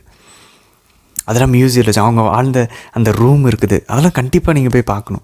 ஒரு டிக்கெட் புக் பண்ணிவிட்டு தயவு செஞ்சு போய் பார்க்க ட்ரை பண்ணுங்கள். அவ்வளோ ஒரு கடவுளுடைய பிரசனத்தை கொடுக்குது.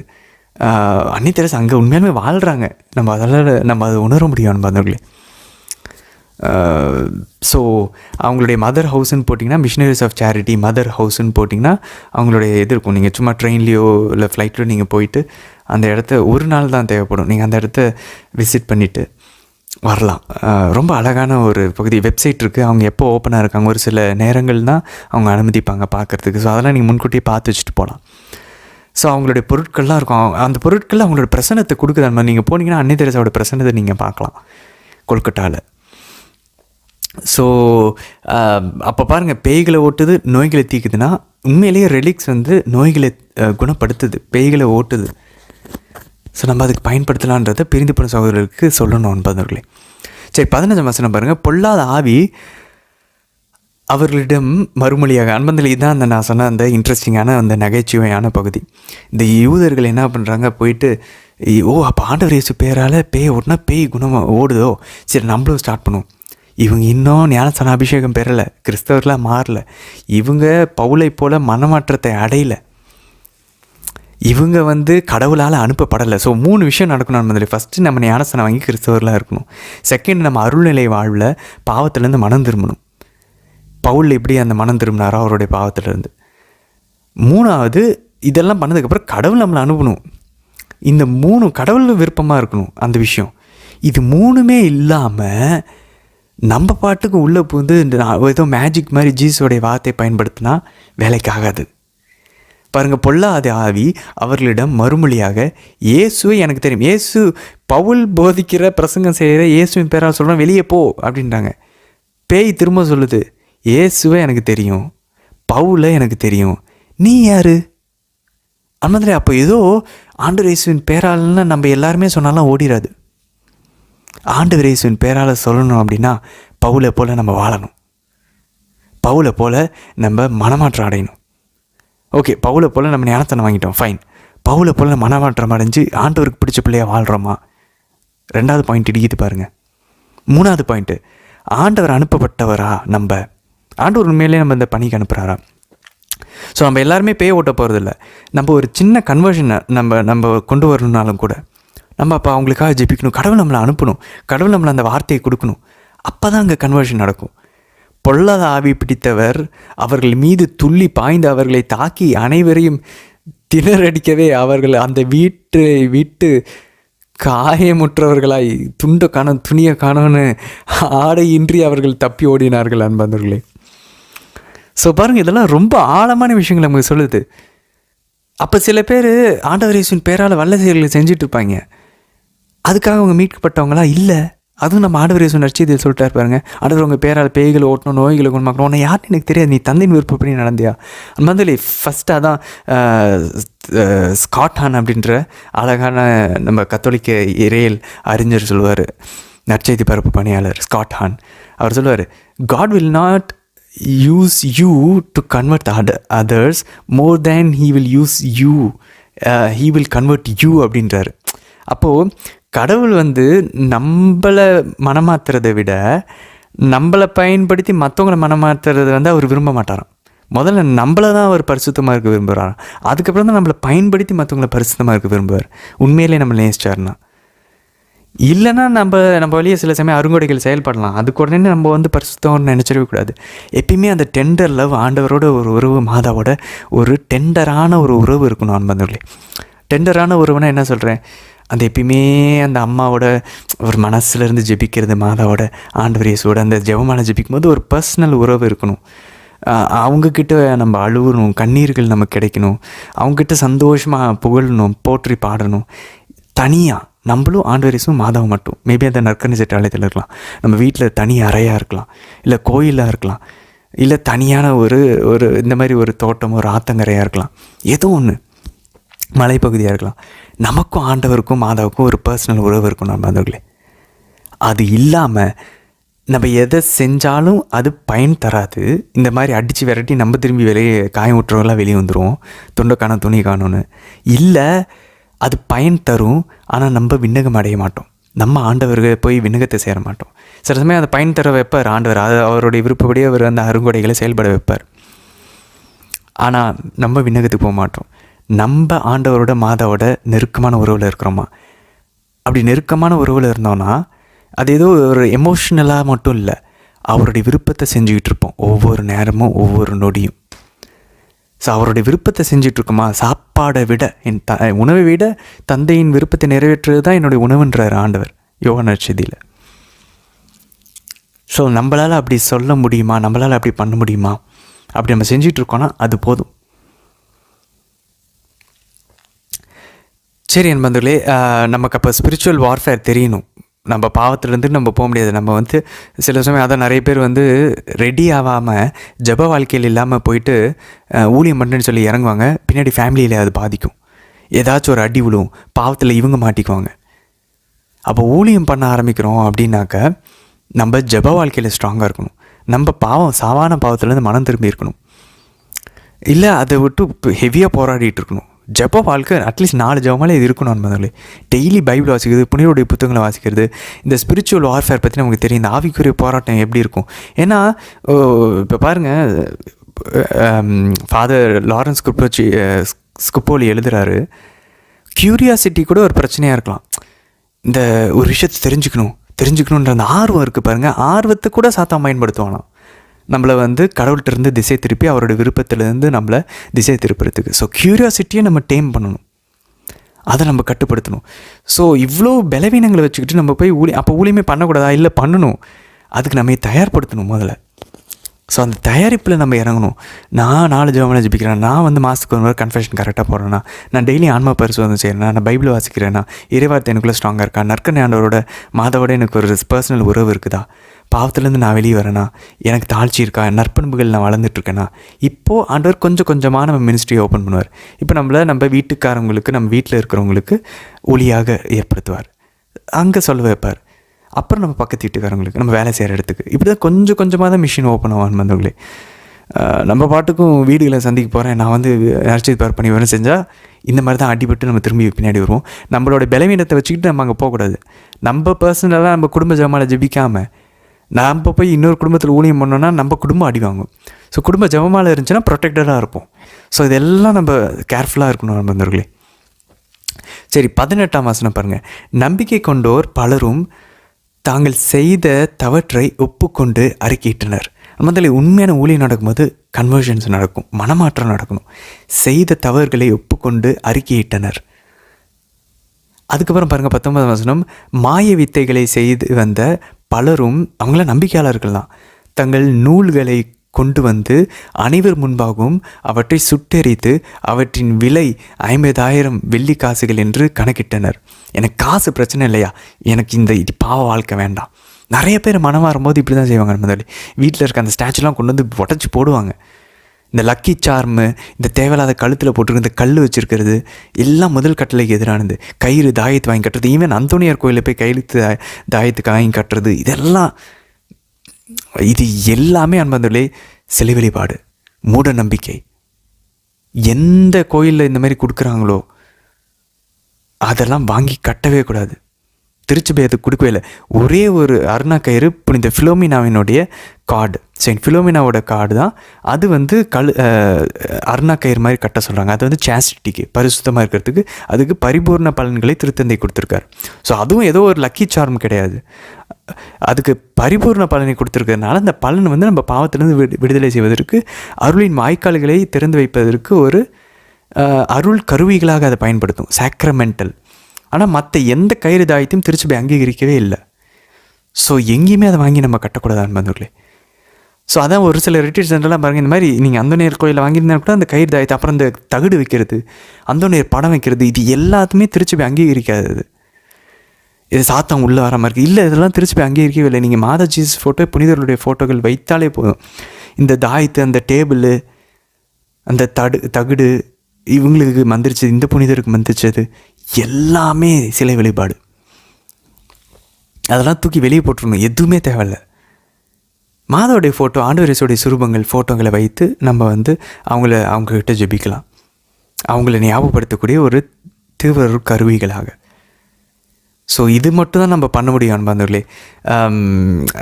அதான் பாருங்கள், ரிட்ரீட் சென்டர்லாம் கொண்டு வந்து போட சொல்லுவாங்க. நம்ம பாவங்கள் எழுதியிருப்போம் பாருங்கள், அந்த பேப்பரையும் கொண்டு வந்து எரிக்க சொல்லுவாங்க பாருங்கள். அதுக்கெல்லாம் பின்னணி இருக்குது பாருங்கள். ரிட்ரீட் சென்டரை பண்ணுறதுக்கு நெருப்பில் போட்டு எரிக்கிறோன்னா, இப்போ இந்த பவுல் ரசங்க வச்சப்போ இப்படி தான் நடந்துச்சு. ஸோ ரிட்ரீட் சென்டர்லேயும் உங்களுக்கு மனம் மாறு நீங்கள் விரும்புகிறோம், பாவத்தெல்லாம் எழுதி கொண்டு வந்து நெருப்பில் போடுங்க அப்படின்வாங்க. ஸோ அந்த ஒரு மனமாற்றம் தான் அங்கே நடக்குது அன்பாந்தவர்களே. 21ஆம் வசனம் பாருங்கள். இவை நடந்த பின்பு பவுல் மாசிதோனியா ஆகிய அக்காயா வழியாக எருசலேமுக்கு செல்ல வேண்டும் என்று தீர்மானித்திருந்தார். அதன் பின் ரோமையை பார்க்க வேண்டும் என்றும் அவர் தமக்குள் சொல்லி கொண்டார். முதல்ல பவுல் மனசில் ரோம் தான் இருந்துக்கிட்டு இருக்கு, ஆவியினர் உணர்த்திக்கிட்டே இருக்கார். ஃபைனலாக அவர் எப்போ தெரியுமா, 10 அதிகாரம் கழித்து திருத்துதர்கள் பணி 28ஆம் அதிகாரத்தில் தான் ரோமை போய் ரீச் பண்ணுவார். அதோடு முடியும். அவர் அங்கே தான் மறைசாட்சியாக தலை வெட்டப்பட்டு இறப்பார். ஸோ ரோம் தான் உச்சக்கட்டம், அங்கே தான் எல்லா உலகத்தையும் ஆட்டி படைச்சிட்டு இருக்காங்க. அங்கே போய் நான் நற்செய்தி அறிவிக்கணும் ஆவியானவர் உணர்த்துறாரு, இவரும் அதுக்கு வைராக்கியமாக ஒத்துழைக்கிறார். அதுக்கப்புறம் பாருங்கள், முதல்ல 24ஆம் வசனத்தில் இந்த அர்த்தமி அப்படின்ற இந்த ஒரு பெண் தெய்வத்தை இவங்க எல்லாம் சிலை வழிபாடு செஞ்சிட்ருக்காங்க அந்த நகரத்தில். ஸோ பாருங்கள், இவங்க வந்து ஒரு பெண் தெய்வம், இவங்க வந்து ஒரு ஹண்ட்ரஸ், இந்த இந்த போய் இந்த வேட்டையாடக்கூடிய ஒரு பெண், வேட்டை ஆடக்கூடிய ஒரு பெண் தெய்வம் இவங்க. ஸோ இவங்களை வந்து ரோமே அந்த சாம்ராஜ்யம் ஃபுல்லாக இவங்க நிறைய பேர் இவங்களை வந்து கடவுளாக வழிபட்டுட்டு, இது ஒரு மித்தாலஜி, கட்டுக்கதையில் உருவாக்கப்பட்ட ஒரு பெண் தெய்வம் அப்படின்னு சொல்லி கட்டுக்கதையினால் உருவாக்கப்பட்டது. இதை வந்து ஒரு சில இப்போ ஒரு சில அந்த சிலைகள்லாம் தோண்டி எடுத்திருக்காங்களாம். அதுக்கு பார்த்திங்கன்னா இந்த சிலைக்கு வந்து நிறைய மார்புகள் இருக்கக்கூடிய ஒரு பெண் தெய்வம் அது. ஸோ ஒரு பார்க்குறதுக்கே அருவருப்பான ஒரு சிலை தான் இந்த அர்த்தமி அப்படின்ற இந்த சிலை. அதுதான் இந்த எபேசு நகரத்தில் ரொம்ப அதிகமாக பரவலாக இவங்க கும்பிட்டுட்டு இருந்திருக்காங்க. அதுக்கப்புறம் பாருங்கள், இந்த 35ஆம் வசனத்தில் பெருந்தேவையான அர்த்தமியின் கோவிலும் வானத்திலிருந்து விழுந்த அந்த சிலையும் எபேசு நகரில் பாதுகாப்பாக இருக்கிறது என்பது நாம் அறியாதது யார்? அன்பதில் இந்த கல் வானத்திலேருந்து நம்ம இந்த அர்த்தமின்ற அந்த சிலையை பற்றி நம்ம பார்த்துட்டோம். இந்த கல் என்ன அப்படின்னாக்கா, அது சீக்ரெட் ஸ்டோன் சிலை, வானத்திலேருந்து வந்த சிலை என்ன ஆக்சுவலாக இந்த சிலை பார்த்திங்கன்னா நம்ம இந்த விண்வெளி கல்லாம், எரிகல்லாம், இந்த மீட்டியோரைட்டுன்னு சொல்லுவோம் இல்லையா ஆங்கிலத்தில், அது எரிக்கல். இது வந்து விழுந்திருக்குது இவங்களுடைய இடத்துல. இது உடனே இவங்க வந்து என்ன பண்ணியிருக்காங்க, அது பார்க்குறதுக்கு அர்த்தமே அந்த சிலை போல் இருக்கிறதுனால இதை வந்து உடனே தெய்வம்னு சொல்லிட்டு இவங்க வழிபட்டு இருந்திருக்காங்க. ஸோ அதான் அந்த வானத்திலேருந்து விழுந்த அந்த அவருடைய சிலை அப்படின்னு சொல்லியிருக்காங்க. ஆக்சுவலாக இது விண்வெளிக்கல். 40ஆம் வசனம் பாருங்கள், முதல்ல இன்று நடந்ததை பார்த்து இக்கலகத்தை நாம் செய்ததாக நம் மீது குற்றம் சுமத்தப்படும் ஆபத்து உள்ளது. அன்பதில் இவங்க ஏன் பயப்படுறாங்கன்னா, அந்த ரோம் டைமில் பேக்ஸ் ரொமானா அப்படின்னா என்ன, ரோமன் பீஸ். இப்போ ரோமே சாம்ராஜ்யம் ஜூலியஸ் சீசருக்கு அப்புறம் அமைதியாக இருக்கிறது அப்படின்ற அந்த ஒரு மோட்டோவை வந்து அவங்க கொண்டு இருந்தாங்க. ஸோ உலகம் ஃபுல்லாக ரோம சாம்ராஜ்யம் இருக்கிற இடத்துல அமைதி திகழும், எங்கேயுமே சமுதாய சீரழிவு இல்லை சட்ட ஒழுங்கு பிரச்சனைகள் வராது அப்படின்னு சொல்லிட்டு இவங்க வந்து எப்பயுமே வந்து இதை வந்து ரோமே சாம்ராஜ்யம் வந்து ரொம்ப மாறுதட்டி இதை வந்து எல்லா இடத்துலையும் ரொம்ப ஸ்ட்ரிக்டாக இதை ஃபாலோ பண்ணணும்னு சொல்லிட்டு அவங்க ட்ரை பண்ணுவாங்க. ஸோ எங்கேயாச்சும் சின்ன கிளர்ச்சி வந்தாலும் உடனே இவங்க வந்து ஸ்ட்ராங்காக ரொம்ப வீரியமாக அரசாங்கம் செயல்பட்டு இவங்க உடனே வந்து அந்த பிரச்சனையை வந்து குறைக்க ட்ரை பண்ணுவாங்களாம். ஸோ அதனால இவங்க பயந்துக்கிறாங்க, ஐயோ இது ஒரு கிளர்ச்சி ஆகிற போது நம்ம எல்லாம் இப்படி ஒன்று கூடி வந்திருக்கிறது அப்படின்னு சொல்லி அவங்க பயந்துக்கிறாங்க, அந்த எபேஸில் நடந்த அந்த கிளர்ச்சி. சரி, நம்ம 2 கொரிந்தியருக்குள்ளே போவோம் நண்பர்களே. இன்றைக்கி பாருங்கள், 2 கொரிந்தியரில் 1ஆம் அதிகாரம் 4ஆம் வசனம். கடவுள் எங்களுடைய இன்னல்கள் அனைத்திலும் எங்களுக்கு ஆறுதல் அளிக்கின்றார். நாங்களே கடவுளிடமிருந்து ஆறுதல் பெற்றுள்ளதால் பல்வேறு இன்னல்களில் உழலும் மற்ற மக்களுக்கு ஆறுதல் அளிக்க எங்களால் முடிகிறது. அன்பார்ந்தவர்களே, நம்ம பரலோகத்திற்கு பேதாவே ஜெபமாக தான், நாங்கள் பிறருடைய குற்றத்தை மன்னிப்பது போல எங்களுடைய குற்றங்களை மன்னி. கடவுள் நம்மளுடைய குற்றங்களை மன்னிக்கிறாரு. அதை பார்த்து அவர் இரக்கமுள்ளவராக இருப்பது, உங்கள் விண்ணக தந்தை இரக்கமுள்ளவராக இருப்பது போல நீங்கள் இரக்கமுள்ளவராக இருங்கள். உங்கள் விண்ணக தந்தை தூயவராக இருப்பது போல நீங்கள் தூயவராக இருங்கள். உங்கள் விண்ணக தந்தை நிறைவுள்ளவராக இருப்பது போல நீங்கள் நிறைவுள்ளவராக இருங்க. ஸோ கடவுள் ஹோலியாக இருக்கார், பர்ஃபெக்டாக இருக்கார், மர்சிஃபுல்லாக இருக்கார், ஃபர்கிவிங்காக இருக்கார். அதே போல் நம்மளும் பரிசுத்தமாய் முழுமையாய் இரக்கமுள்ளவராய் அன்பு நிறைஞ்சவராய் மன்னிக்கக்கூடியவர்களாக இருக்கணும். அது கூடவே இப்போ புனித பவுல் என்ன ஆட் பண்ணுறாருன்னா, ஆண்டவரிடமிருந்து நாங்கள் ஆறுதலை பெற்றிருக்கோம். ஆண்டவர் நமக்கு ஆறுதலையும் கொடுக்குறாரு. இந்த நாளோடு சேர்த்து 5வது ஆறுதல். அந்த ஆறுதல் பெற்றதுனால நான் மற்றவங்களுக்கு ஆறுதல் கொடுக்குறேன்.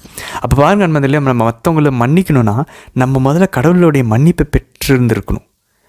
பெற்றுட்டு தான் இருக்கிறோம், அதை நம்ம உணரணும் ஆவியில், மனசில்.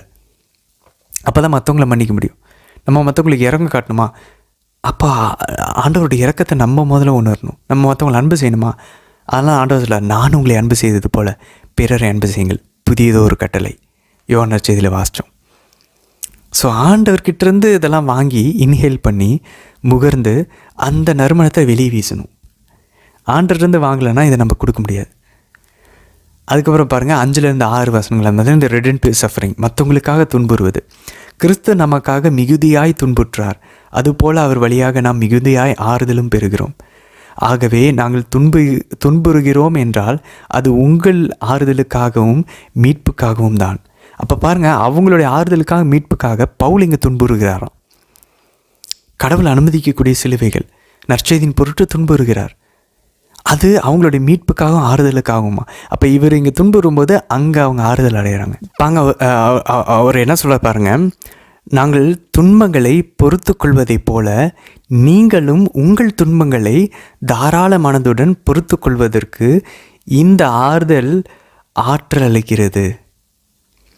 அப்போ பாருங்கள், அவங்க துன்பங்களை பொறுத்து கொள்வது இந்த ஆறுதல் இப்போ இவங்க துன்புறுத்து கொண்டு இவங்க துன்பத்தை சகிச்சுக்கிட்டு இருக்கனால கொரிந்து மக்கள் ஆறுதல் பெறுறாங்க இல்லையா. அந்த ஆறுதல் அவங்களுடைய துன்பங்களை தாராள மனதோடு தாங்கிக்கிறதுக்கு அந்த ஆறுதல் ஆற்றல் அளிக்குதான். எப்படி ஒரு யோசிக்கிறார் பாருங்க முதலே. அப்போ பாருங்கள், நம்மளுடைய சைக்கலாஜிக்கல் பிரச்சனை, மன சம்மந்த பிரச்சனை, உடல் சம்மந்தப்பட்ட துன்பங்களை நம்ம மற்றவங்களுடைய ஆறுதலுக்காக ஒப்பு கொடுக்கலாம், மற்றவங்களுடைய மீட்புக்காகவும் ஒப்பு கொடுக்கலாம். பாருங்கள், ஆறுதலுக்காகவும் மீட்புக்காகவும் பவுல் துன்புறுகிறாராம். ஸோ இதுதான் ரிடெம்ப்டிவ் சஃபரிங் என்பதில். எப்படி இதெல்லாம் பவுல் பண்ண முடியுது? ஆவியில் அவங்க எல்லாருமே நம்ம கிறிஸ்டின் உடலாக இருக்கிறோம், அதனால தான் பண்ண முடியுது. அப்போ இதை நம்மளுடைய பாவத்துக்காக ஒப்பு கொடுக்கலாம், இல்லை மற்றவருடைய பாவத்துக்கு மனமாற்றத்துக்காக ஒப்பு கொடுக்கலாம், இல்லை உத்திரியஸ்தல ஆன்மாக்களை விடுவிதலை செய்வதற்காக ஒப்பு கொடுக்கலாம். நம்ம முழு அர்ப்பணம் பண்ணிட்டோன்னா இதெல்லாம் ஒப்பு கொடுத்து, அம்மா இதெல்லாம் நான் பண்ணணும்னு ஆசைப்பட்றேன், ஆனாலும் உங்களுக்கு ஃபைனல் டெசிஷன்மா, நீங்கள் இதை எடுத்து பண்ணுங்கன்னு சொல்லி மாதாக்கு நம்ம கொடுத்துடலாம். 8ஆம் வசனம் பாருங்கள். சகோதர சகோதரிகளே, ஆசியாவில் எங்களுக்கு நேரிட்ட இன்னல்களை பற்றி நீங்கள் அறிந்திருக்க வேண்டும் என நாங்கள் விரும்புகிறோம். முதல்ல இதை ஒரு சில இறைஞர்கள் என்ன சொல்கிறாங்கன்னா, அந்த நம்ம திருத்தூதர்கள் பணியில் 19ஆம் அதிகாரத்தில் அந்த எபேசு நகரத்தில் நடந்துச்சு தெரியுமா, அந்த ஒரு கிளர்ச்சி, அந்த திமேத்ரி அந்த சிலை வழிபாடு சிலைகளை செய்கிறவர், அவருடைய பிஸ்னஸ் போகுதுன்னு சொல்லிட்டு அர்த்தமி கோயிலே இவங்க காலி பண்ணுறாங்க, நம்ம பிஸ்னஸ் போகுதுன்னு சொல்லிட்டு பவுலுக்கு எதிராக கிளர்ச்சி ஏற்படுத்துனாங்க தெரியுமா. அந்த பிரச்சனையை தான் இவர் சொல்கிறாரு. ஸோ அவர் ஆசியா, ஏன்னா எபேசு நகரம் ஆசியாவில் தான் இருக்குது. ஸோ ஆசியாவில் நாங்கள் பெற்றுக்கொண்ட அந்த இன்னல்களை அறிந்திருக்க வேண்டும் என நாங்கள் விரும்புகிறோம்னு சொல்லி சொல்கிறார் நண்பர்களே. அவை எங்களை அளவுக்கு மிஞ்சி வாட்டின எங்களால் தாங்க முடியாத சுமையாக மாறின. இனி பிழைப்போமா என்று நம்பிக்கையே இல்லாமல் போயிற்று. அந்தளவுக்கு அவருக்கு பிரச்சனை வந்திருக்கான். அதுதான் புனித பவுல் நண்பர்களே, இவ்வளோ துன்பங்களை தாங்கியிருக்காரு. எப்படி இவர் மோட்டிவேட் ஆனார்? ஆண்டவர் இயேசு மேலே இருக்கக்கூடிய அன்பு. ஆண்டவரே வேற ஆண்டவர் மேலே இருக்கக்கூடிய வேற எந்த ஒரு விஷயமும் அவரை வந்து மோட்டிவேட் பண்ணல. அவர் மேலே இருக்கக்கூடிய அன்பு. ஆண்டவர் போதும் அப்படின்றாரு. 9-10 வசனங்கள் பாருங்கள். எங்களுக்கு மரண தண்டனையை விதிக்கப்பட்டது போன்ற உணர்வு ஏற்பட்டது. நாங்கள் எங்களை அல்ல, இறந்தோரை உயிர்த்தெழ செய்யும் கடவுளையே நம்பி இருக்க வேண்டும் என்பதற்காகவே இவ்வாறு நிகழ்ந்தது. பாருங்கள், நாங்கள் கடவுளை நம்பி இருக்கணுன்றதுக்காக இவ்வாறு நடந்துச்சான். மரண தண்டனை விதிக்கப்பட்டது போல் நம்ம உயிர் பிழைப்பவனு கூட தெரியல, அவ்வளோ துன்பம். மரண தண்டனை விதிக்கப்பட்ட மாதிரி நம்மளுடைய வாழ்க்கையில் எவ்வளோ பிரச்சனைகள் இருக்கான மாதிரிலே. எதுக்கு தெரியுமா? கடவுளையே நம்பி இருக்க வேண்டும் என்பதற்காகவே இவ்வாறு நிகழ்ந்தது. அவரே இத்துணை கொடிய சாவிலிருந்து எங்களை விடுவித்தார், இன்னும் எங்களை விடுவிப்பார். அன்மத்திலே தாவீது இப்படி தான் கர்ணம் தப்புனா மரணன்ற மாதிரி வாழ்ந்துட்டு இருந்தார். அப்போ தான் அவருக்கு தெரிய வந்துச்சு, ஆண்டவர் தான் எங்களை இந்த மாதிரி ஒரு மோசமான சூழலிருந்து விடுவிக்கிறார், நான் அவரை நம்பியிருப்பேன். முதல்ல எனக்கு நான் பர்சனலாக முதல்ல எனக்கும் இந்த மாதிரி இந்த சொல்ல நீங்கள் வந்து சிரிப்பாக நினைக்கலாம். எக்ஸாம்லாம் வந்து ரொம்ப கஷ்டமாக இருக்கும். உண்மையிலே பாஸ் ஆக முடியுமா அப்படின்ற ஒரு சூழல். அதுக்கப்புறம் உண்மையிலே ஒரு சில விஷயங்கள்லாம் மனசை உருக்கக்கூடிய விஷயங்கள்லாம் ஆண்டவர் ஏன் அனுமதிச்சார்னு பார்த்தோன்னா பாருங்கள், இந்த தெமெத்திரியனுடைய கெட்ட உள்ளம் அவருடைய சுய விருப்பத்தை பயன்படுத்தி தெமெத்திரி வந்து இன்னல்களை உருவாக்குறாரு அந்த எபேசு நகரத்தில். திருத்துதர் பணி 19 வாசித்தோம். அதை ஆண்டவர் எப்படி பாசிட்டிவாக மாற்றுறாரு பாருங்க. அவரை நம்பி இருக்க வேண்டும்னு புனித பவுலுக்கு கற்பிக்கிறார். அந்த சூழலை பயன்படுத்திக்கிட்டு ஆண்டவர் தான் அவர் விடுவிச்சார். நம்ம நிறைய டைம் பாருங்கள், ஒரு பெரிய ஒரு பெரிய விபத்துலேருந்து தப்பிச்சிருந்திருப்போம், உயிர் போயிருந்திருக்க வேண்டியது. அப்போ நான் எப்படி தப்பிச்சேன்? ஆண்டவர் தான் என்னை காப்பாற்றினார். ஏன் நம்ம அந்த மாதிரி அப்போ பாருங்கள், நம்ம அப்போ அந்த பிரச்சனைகள் தான் நம்மளை ஆண்டவர்கிட்ட நெருங்கி கொண்டு போகுது. ஏன் ஆண்டவர் இப்படி பண்ணுறாரு? வேறு வழி இல்லை. நம்ம என்ன பாருங்க, இப்போ இந்த பவுல் என்ன பண்ணிடுவார்? He will grow cold. அவர் வந்து லூக்வார்ம் ஆயிடுவார். அவர் ஜெபத்தில் தான் இருக்கார், உடலை வருத்தி கொண்டு தான் இருக்கிறாரு. ஆனாலும் கூட அவர் கொஞ்சம் லூக்வார்ம் ஆயிடுவார். ஓகே, எல்லாமே ஆண்டவர் செய்கிறார், ஆண்டவர் பண்ணுறார், அப்படி இல்லை. சில இந்த மாதிரி இன்னல்கள் வரும்போது தான் சுயநினைவுக்கு நம்ம வருவோம். ஓகே நம்மளுடைய நற்செய்தி பெற பணியில் உண்மையிலேயே ப்ராக்டிக்கலான எதிர்ப்புகள்லாம் உண்டு. அதை நம்ம உயிரை கூட காவு வாங்கக்கூடிய அளவுக்கு பிரச்சனைகள் உண்டு. அப்போ நான் கடவுளை உண்மையாலுமே சார்ந்திருக்கணும். அப்போ அவர் வந்து பாவம் சைடு போக மாட்டார். அவர் வந்து மற்ற கவன செயல்களுக்கு இடம் கொடுக்காம ஜெபிப்பார் இன்னும் அதிகமாக. கடவுளை சார்ந்திருப்பார். கடவுள் மேலே இன்னும் நம்பிக்கை அதிகமாகும். அவர் தான் அவங்களை விடுவிச்சாருன்னு சொல்லும்போது அவர் மேலே இன்னும் அன்பு அதிகமாகும். பாருங்கள், ஒரு துன்பத்திலேருந்து வெளியே வரும்போது அவர் அனுமதிச்சதுனால எவ்வளோ நன்மைகள் வருது பாருங்கள் நண்பர்களே. ஆனால் கடவுள் நம்பாதவங்களுக்கு அந்த துன்பம் வருத்தத்தையும் மனக்கசப்பையும் காயத்தையும் ஏற்படுத்தும். அந்த காயத்திலேருந்து வேற ஒரு பிரச்சனை வரும், அங்கேருந்து இன்னொரு காயம் ஏற்படும். இப்படியே சைக்கிளில் போயிட்டுருப்பாங்க. ஆனால் கடவுள்கிட்ட அந்த பிரச்சனையை கொடுத்து பார்ப்போம், அது காயமாகாது. அந்த பிரச்சனையை நன்மைக்கு எதுவாய் மாற்றுவார். ரோமர் 1:28. அதுக்கப்புறம் 11ஆம் வசனம் நண்பர்களே. இவ்வாறு பலர் எங்களுக்காக மன்றாடி இந்த அருளுக்காக எங்கள் சார்பில் கடவுளுக்கு நன்றி செலுத்துவார். அதில் ஒரு நுணுக்கமான விஷயம் பாருங்கள். மற்றவங்க இந்த மாதிரி பவுலுக்காக மன்றாடி பவுல் விடுவிக்கப்படும் போது கடவுள் அவர் சார்பில் பவுல் சார்பில் கடவுளுக்கு நன்றி செலுத்துவாங்க. அப்போ பாருங்கள், இப்போ பவுல் என்ன பார்க்குறாருன்னா, அதனால் எனக்கு இது வந்து ஒரு ஆழமான ஒரு விஷயம். நான் சில சமயம் ஆண்டவர்கிட்ட கேட்கும்போது, ஆண்டவரே எனக்கு இது நீங்கள் பண்ணிங்கன்னா இன்னும் உங்களை நான் நன்றி செலுத்துறதுக்கு எனக்கு ஒரு வாய்ப்பு கிடைக்கும் ஆண்டவரே அப்படி நான் கேட்பேன் சில சமயம். ஸோ அப்போ பவுல் அப்படி தான் பார்த்துருக்காரு பாருங்களேன். நம் சார்பில் கடவுளுக்கு நன்றி செலுத்த இது ஒரு வாய்ப்பு. அவங்க மன்றாடி பவுல் விடுவிக்கப்பட்டுட்டானா, பவுல் ஜெயிச்சிட்டாரு, ஆண்டவரே நன்றி ஆண்டவரே. அப்போ கடவுளுக்கு நன்றி செலுத்துறதுக்கு இது ஒரு வாய்ப்பாக பார்க்குறாரு. எப்படி போகுது பாருங்க நண்பர்களே. அப்போ எல்லாத்தையுமே கடவுளோட தான் அவர் இணைஞ்சிருக்கிறாரு. 12ஆம் வசனம் பாருங்கள். மக்களிடையே குறிப்பாக அவர் எதை போஸ்ட் பண்ணுறாரு பாருங்க, அவர் எதை பெருமை பாராட்டுறா பாருங்க. மக்களிடையே குறிப்பாக உங்களிடையே மனித ஞானத்தின்படி நடவாமல் கடவுளின் அருளை சார்ந்து அவர் தரும் நேர்மையோடும் நாணயத்தோடும் நடந்து வந்தோம் என எங்கள் மனசான்று உறுதியாக சொல்கிறது. இதுவே எங்களுக்கு பெருமை. அப்போ அவர் கடவுள் கொடுத்த அருளை அவர் எப்படி சொல்லிருப்பாங்க, அதுவும் அவருடைய சுயத்தினால அவர் நல்லது செய்யலையாம். கடவுள் அருளை சார்ந்து அவர் தரும் நேர்மையோடும் நன்னயத்தோடும் இவங்க அதுக்கு ஒத்துழைச்சிருக்காங்க. கடவுள் ஒரு நேர்மையும் நன்னயத்தையும் அருளாக கொடுக்குறாரு. அதுக்கு இவங்க அதை சார்ந்து அதுக்கு ஒத்துழைச்சி செஞ்சு நடந்தாருன்னு அவர் மனசாட்சி உறுதியாக சொல்லுதான். அதை குறித்து ஒரு பெருமையை பாராட்டுறாராம். வேறு எதை குறித்தும் ஒரு பெருமை பாராட்டலான்னு பார்த்தோம்ல பர்சனலாக நம்ம பார்த்துட்டோம். தோக்குறையில் அவர் வேறு எதை குறிச்செல்லாம் பெருமை பாராட்டுறான்னு கிறிஸ்துவனுடைய சிலுவை, அதுக்கப்புறம் அவருக்காக துன்புறுவது, மக்களுடைய நம்பிக்கையும் உறுதியும் திருச்சபையை குறித்து ஒரு பெருமை பாராட்டுற ஒரே பர்சனலாக ஒரு பெருமை பாராட்டுறது கடவுள் எனக்கு கொடுத்த அருளின்படி நான் கரெக்டாக நடந்துக்கிட்டு இருக்கேன் நேர்மையாக நாணயத்தோட அப்படின்றத என் மனசாட்சி சொல்லுது. அதை குறித்து நான் பெருமை பாராட்டுறேன்ப்பா, என் மனசாட்சி என்னை உறுத்தலை.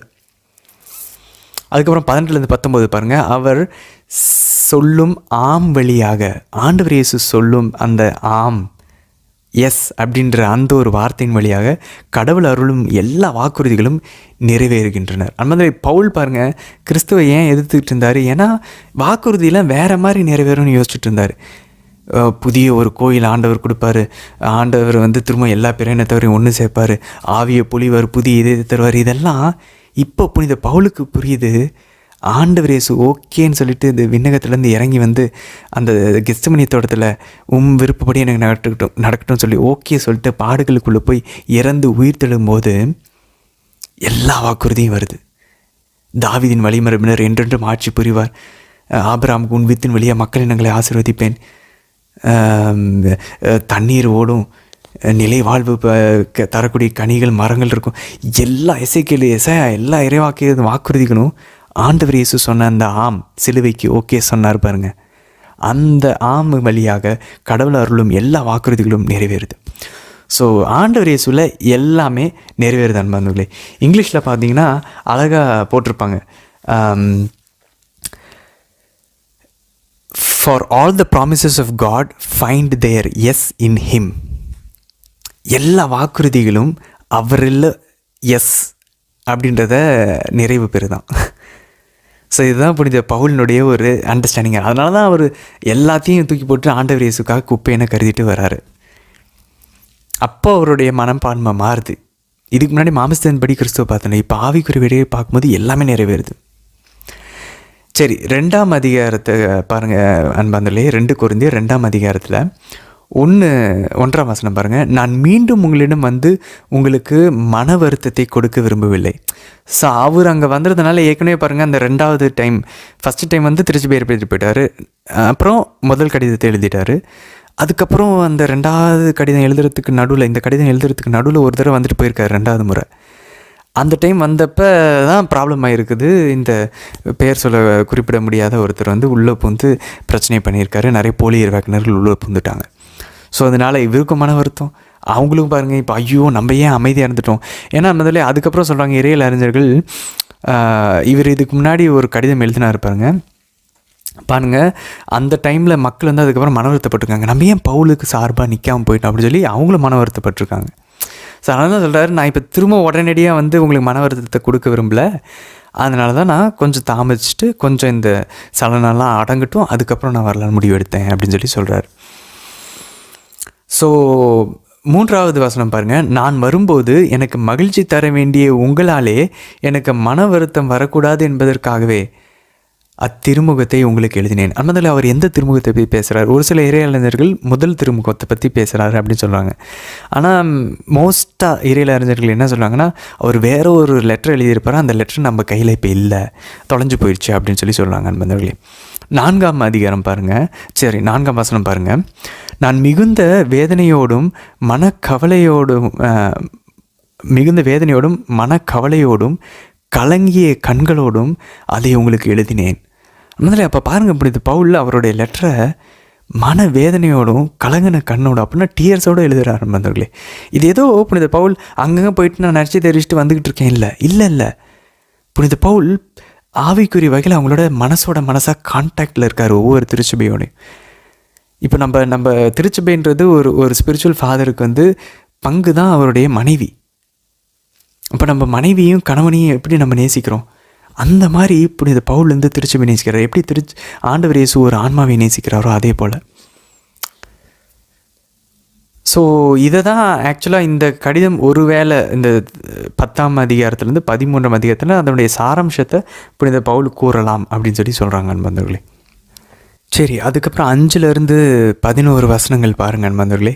அந்த பெயின்ஃபுல்லான அந்த விசிட், அந்த வருத்தத்தை தர வைக்கக்கூடிய அவருடைய அந்த ஒரு பயணம், அந்த ஒரு சந்திப்பு கொரிந்து மக்களோட என்ன நடந்துச்சுன்னா, ஒரு சில அறிஞர்கள் என்ன சொல்கிறாங்கன்னா, அவரை வந்து நேராக இன்சல்ட் பண்ணார், புனித பவுலை வந்து அசிங்கப்படுத்தினார் திருச்சபையில் நிறுத்தி வச்சு அப்படின்னு சொல்லி சொல்கிறாங்க. திருச்சபை யாரும் அதுக்கு பவுலுடைய பக்கம் சார்ந்து நிற்கலை. ஸோ அதற்கு வந்து புனித பவுல் வந்து அந்த கொரிந்தியர்கள் மக்களை வந்து மன்னிக்க சொல்கிறாரு. ஆக்சுவலாக அந்த அந்த பெயர் குறிப்பிடாத அந்த நபரை வந்து இன்செஸ்டஸ் மேன் அப்படின்னு சொல்லி சொல்கிறாங்க. அப்படின்னா அவர் தான் அந்த கூடா ஒழுங்கு பிரச்சனை இருந்துச்சு இல்லையா, அந்த அப்பாவோடைய மறுமனைவியவே ஒருத்தர் வந்து வைத்திருந்தார் அப்படின்னு சொல்லிட்டு. ஸோ அந்த நபராக இருக்கலாம். அவரை தான் வந்து இவர் எக்ஸ்கம்யூனிகேட் பண்ண சொல்லி 1 கொரிந்தியர் 5ஆம் அதிகாரம் 1லேருந்து 5 வசனங்கள் எழுதினார். ஸோ அவரை வந்து வெளியே சபையை விட்டு வெளியே ஊற்றுவீங்க, அப்போ தான் சாத்தானுக்கு அவனை விடுவோம், அவர் அதனாலேயாவது அவருடைய உடல் கஷ்டப்பட்டாவது அவர் ஆன்மாவை நம்ம மீட்டு கொள்ளலாம்னு சொல்கிற அந்த ஆள் தான் ஒருவேளை வந்து திரும்பவும் அவரை வந்து அசிங்கப்படுத்தியிருக்கலாமா அப்படின்னு சொல்லி சொல்கிறாங்க. முதல்ல நம்ம கரெக்டாக தெரியல என்ன அப்படின்னு சொல்லிட்டு. ஸோ அது இறையில அறிஞர்களுடைய ஒரு கணிப்பு தான். ஸோ அவரை தான் மன்னிக்க சொல்கிறாரு. நானும் ஏதாவது மன்னிக்க வேண்டியது இருந்துச்சுன்னா நானும் மன்னிச்சிட்டேன் அப்படின்றார். பாருங்கள் எவ்வளோ அழகாக ஒரு முன்மாதிரியாக இருக்கார் பாருங்கள். அவர் அசிங்கப்படுத்தினவர் அவர் மன்னிச்சிட்டார், நீங்களும் மன்னிங்க, அவரை ஏற்றுக்குங்க. இல்லாட்டு அவர் சொல்கிறார் பாருங்கள் 7ஆம் வசனத்தில், இப்பொழுது நீங்கள் அவனை மன்னித்து ஏற்றுக்கொள்ளத்தான் கொள்வது தான் நல்லது. அவன் மன வருத்தத்தில் மூழ்கி விடாமல் இருக்கும் வண்ணம் அவனுக்கு ஆறுதல் அளியுங்கள். அப்புறம் 10லேருந்து 11 வசனங்கள் தான் அவர் சொல்கிறாரு, நான் மன்னிக்க வேண்டியது ஏதாவது இருந்தால் அதை உங்கள் பொருட்டு கிறிஸ்துவின் முன்னிலையில் மன்னித்து விட்டேன். இவ்வாறு சாத்தான் நம்மை வஞ்சிக்க இடம் கொடுக்க மாட்டோம். அவனது சதி திட்டம் நமக்கு தெரியாதா? அன்பர்களே, சாத்தான் வந்து இப்போ நம்ம திருச்சபையை வந்து ஒரு சாவன பாவம் வச்சு சொல்லி பண்ணிட்டாங்கன்னா நம்ம சொன்னோம், ஆதி திருச்சபையில் நன்மையை வாங்கக்கூடாதுன்னு சொல்லி நற்கரணையை பெற விடாமல் 1 வருஷத்துக்கு அவர்களை தள்ளி வைப்பாங்க. அப்போ தான் அவங்க வந்து மனசு வருந்தி இனிமேல் ஒரு சாவான பாவம் கூட செய்ய மாட்டேன் அப்படின்னு சொல்லி அவங்க முடிவெடுப்பாங்களாம். ஸோ இங்கே என்ன நடக்குது அப்படின்னாக்கா, இப்படி தள்ளி வைக்கும்போது அவர் மன வருத்தப்பட்டு ரொம்ப வருத்தத்தில் ஆழத்தில் மூழ்கி போய் அதனாலேயே அவர் வந்து சபையை விட்டு டோட்டலாக கடவுளை விட்டு போயிட போகிறாரு. அவரை மன்னிச்சு ஏற்றுக்குங்க, அதுதான் அவருக்கு ரொம்ப நல்லது அப்படின்னு சொல்லி சொல்கிறாங்க நண்பர்களே. அப்போ பவுலை பொறுத்த வரைக்கும் பாருங்களேன், அந்த ஆன்மாவை காப்பாற்றணும். அவர் என்ன காயப்படுத்தினா நான் அவரை மன்னிச்சிட்றேன், ஓகே ஃபைன். ஆனால் அவர் திரும்ப மனம் திரும்பி ஆண்டவர்கிட்ட வரணும், அதுதான் அவர் விரும்புகிறாரு பாருங்களேன். ஸோ சாத்தான் வந்து அடிக்கடி இந்த 2 கொரிந்தியர் புத்தகத்தில் அடிக்கடி சாத்தானுடைய சதி திட்டத்தை பற்றி பேசுவார் அன்பர்களே. ஏன்னா இது எல்லாமே சாத்தானுடைய பேக்ரவுண்டில் தான் நடக்குது. அவன் பின்னாடி தூண்டி விட்டுட்ருக்கான். இது எல்லாமே அதுக்குன்னு அவன் மேலே பழிய போடல. அவனுடைய தூண்டுதல்கள் கண்டிப்பாக இருக்குது அவனுடைய செயல்கள் எல்லாத்துலேயுமே. சரி, 12லேருந்து 13 பாருங்க நண்பர்களே. அந்த த்ரோவா என்னும் நகருக்கு கிறிஸ்துவின் நற்செய்தியை அறிவிக்க வந்த பொழுது அங்கே ஆண்டவர் எனக்கு பணியாற்ற நல்ல வாய்ப்பை தந்தார். ஆனால் அங்கே என் தம்பி தீத்துவை காணாததால் என் மனம் அமைதியின்றி தவித்தது. எனவே அம்மக்களை விட்டு விடை பெற்றுக்கொண்டு அங்கிருந்து மாசிதோனியாவுக்கு நான் புறப்பட்டேன். அந்த இங்கே என்ன நடக்குது அப்படின்னாக்கா, இப்போது இவர் வந்து அந்த கொரிந்தியர்கள்கிட்ட போயிட்டு இவர் மனக்கசப்பாய் வந்துட்டாரா, இந்த பிரச்சனை நடந்து. இப்போ இவர் என்ன பண்ணுறாரு, தீத்துவை போய் சந்திக்க ட்ரை பண்ணார் நண்பர்களே. ஏன் அப்படின்னாக்கா, இவர் வந்து முன்னாடி இந்த டைட்டஸ்ன்னு ஆங்கிலத்தில் சொல்லலையே, இந்த தீத்துவை தான் இவர் வந்து முன்னாடி அனுப்பி அவருடைய அவர் சொன்னார் தெரியுமா, இதுக்கு முன்னாடி நான் ஏற்கனவே எழுதின திருமுகத்தை வந்து கண்ணீரோடு கொடுத்தேன்னு, அதை கொடுத்து அமுச்சு விட்டது வந்து தீத்துக்கிட்ட தான். இப்போ அவர் அங்கே இருக்கிற பிரச்சனையை வந்து தீத்து வைப்பார்னு சொல்லி தீத்துவை அமுச்சு வைக்கிறாரு புனித பவுல். இப்போது அவர் போயிட்டு இங்கே அந்த த்ரோவான்ற இடத்துல போயிட்டு அவரை சந்திக்க ட்ரை பண்ணும்போது தீத்து வந்து இவர்கிட்ட கொருந்து மக்களை பற்றி சொல்வார், அவங்க ஏற்றுக்கொண்டாங்களா அப்படின்னு சொல்லி. அவர் ரொம்ப ஆர்வமாக இருந்திருக்கார், கொருந்து மக்கள் இவரோட லெட்டருக்கு என்ன பதில் சொல்கிறாங்க அப்படின்னு தெரிஞ்சுக்கிறதுக்கு.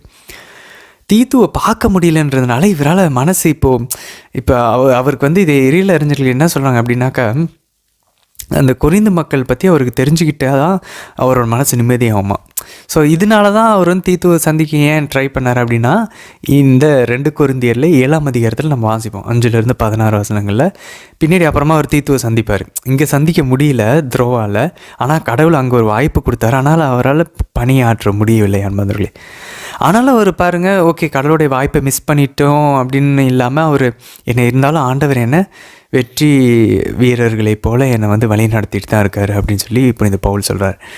ஸோ பாருங்கள், எல்லாமே எமோஷ்னலான ஒரு வாழ்க்கை தான் அன்பர்களே. ரொம்ப ஈஸி இல்லை ஒரு நற்செய்தி பரப்பு பணியாளன்றது. இவ்வளோ மனசு உடையும், உள்ளம் உடையும், உடம்பு வந்து கஷ்டப்படும், எல்லாத்தையும் ஆண்டவருக்காக தாங்கிக்கிட்டு தான் போகிறார். காயங்கள் எல்லாம், அதனால சொல்கிறேன், எல்லாருக்கும் எல்லாருமா நானே அடிமைகளான நான். எதுக்கு இப்போ கொரிந்து மக்களுக்கு எதுக்கு இவர் வந்து இவ்வளோ அடிபணிஞ்சு போகணும்? யோசிச்சு பாருங்க மதர்களே.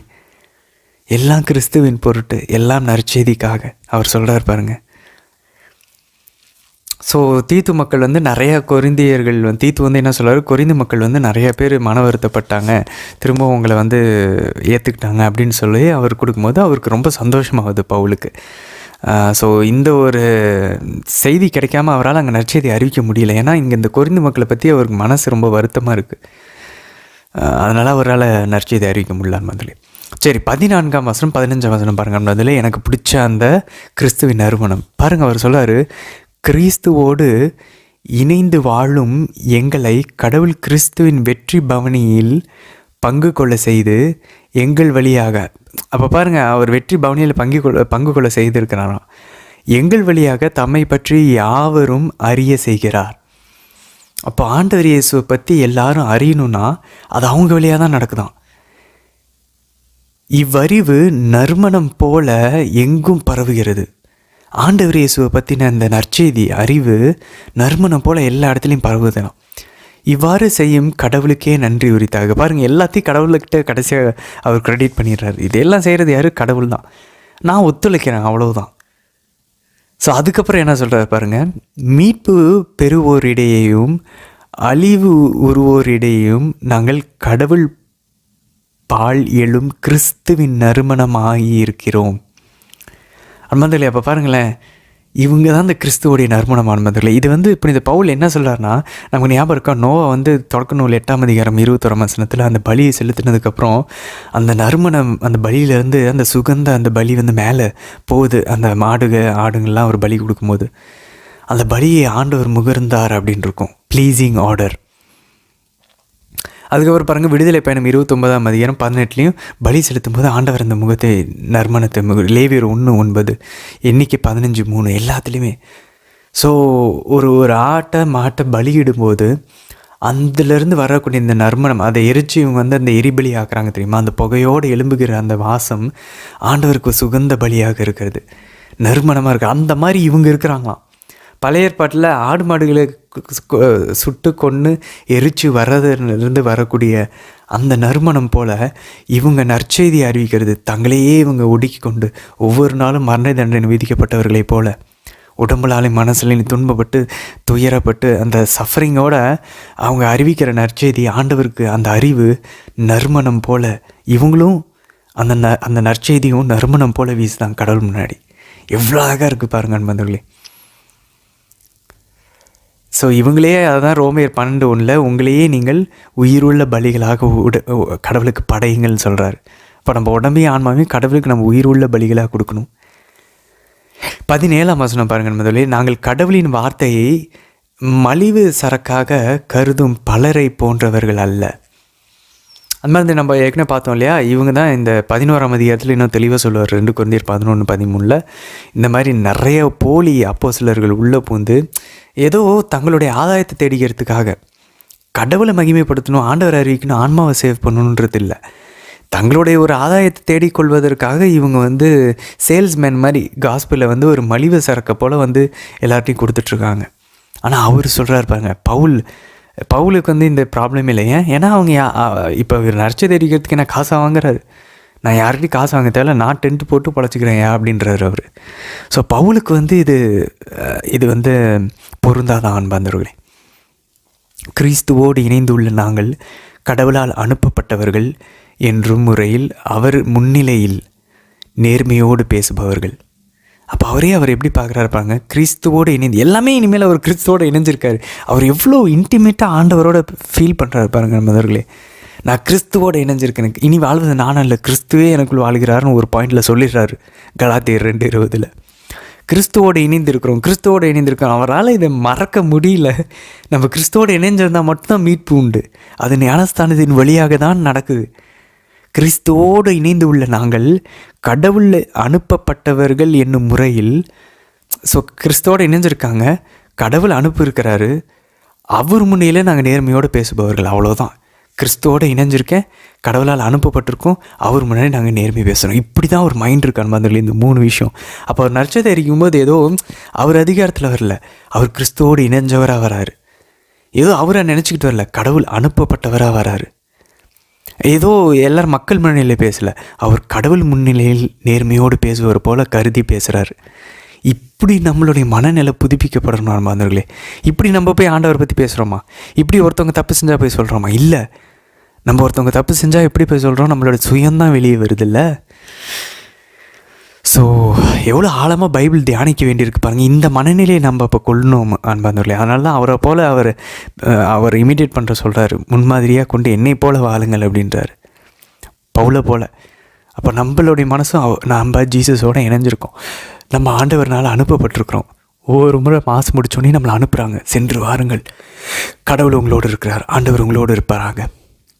அப்புறம் நான் அவர் முன்னிலையில் இருக்கேன், அவருடைய பிரசன்னத்தில் இருக்கிறேன் எப்பயுமே. இந்த விஷயங்கள் நம்ம மனசில் ஓடிக்கிட்டே இருக்கணும் அன்பர்களே. ஒவ்வொரு வருஷமும் நம்ம எவ்வளோ ஆழமாக கூப்பிடுது பாருங்கள், ஒரு மாற்றம் தரக்கூடிய ஒரு வாழ்க்கைக்கு. சரி, முதலே தொடர்ந்து பயணிக்கலாம். நாளைய தினத்திற்கான வீடியோவில் சந்திக்கலாம். ஆமீன்.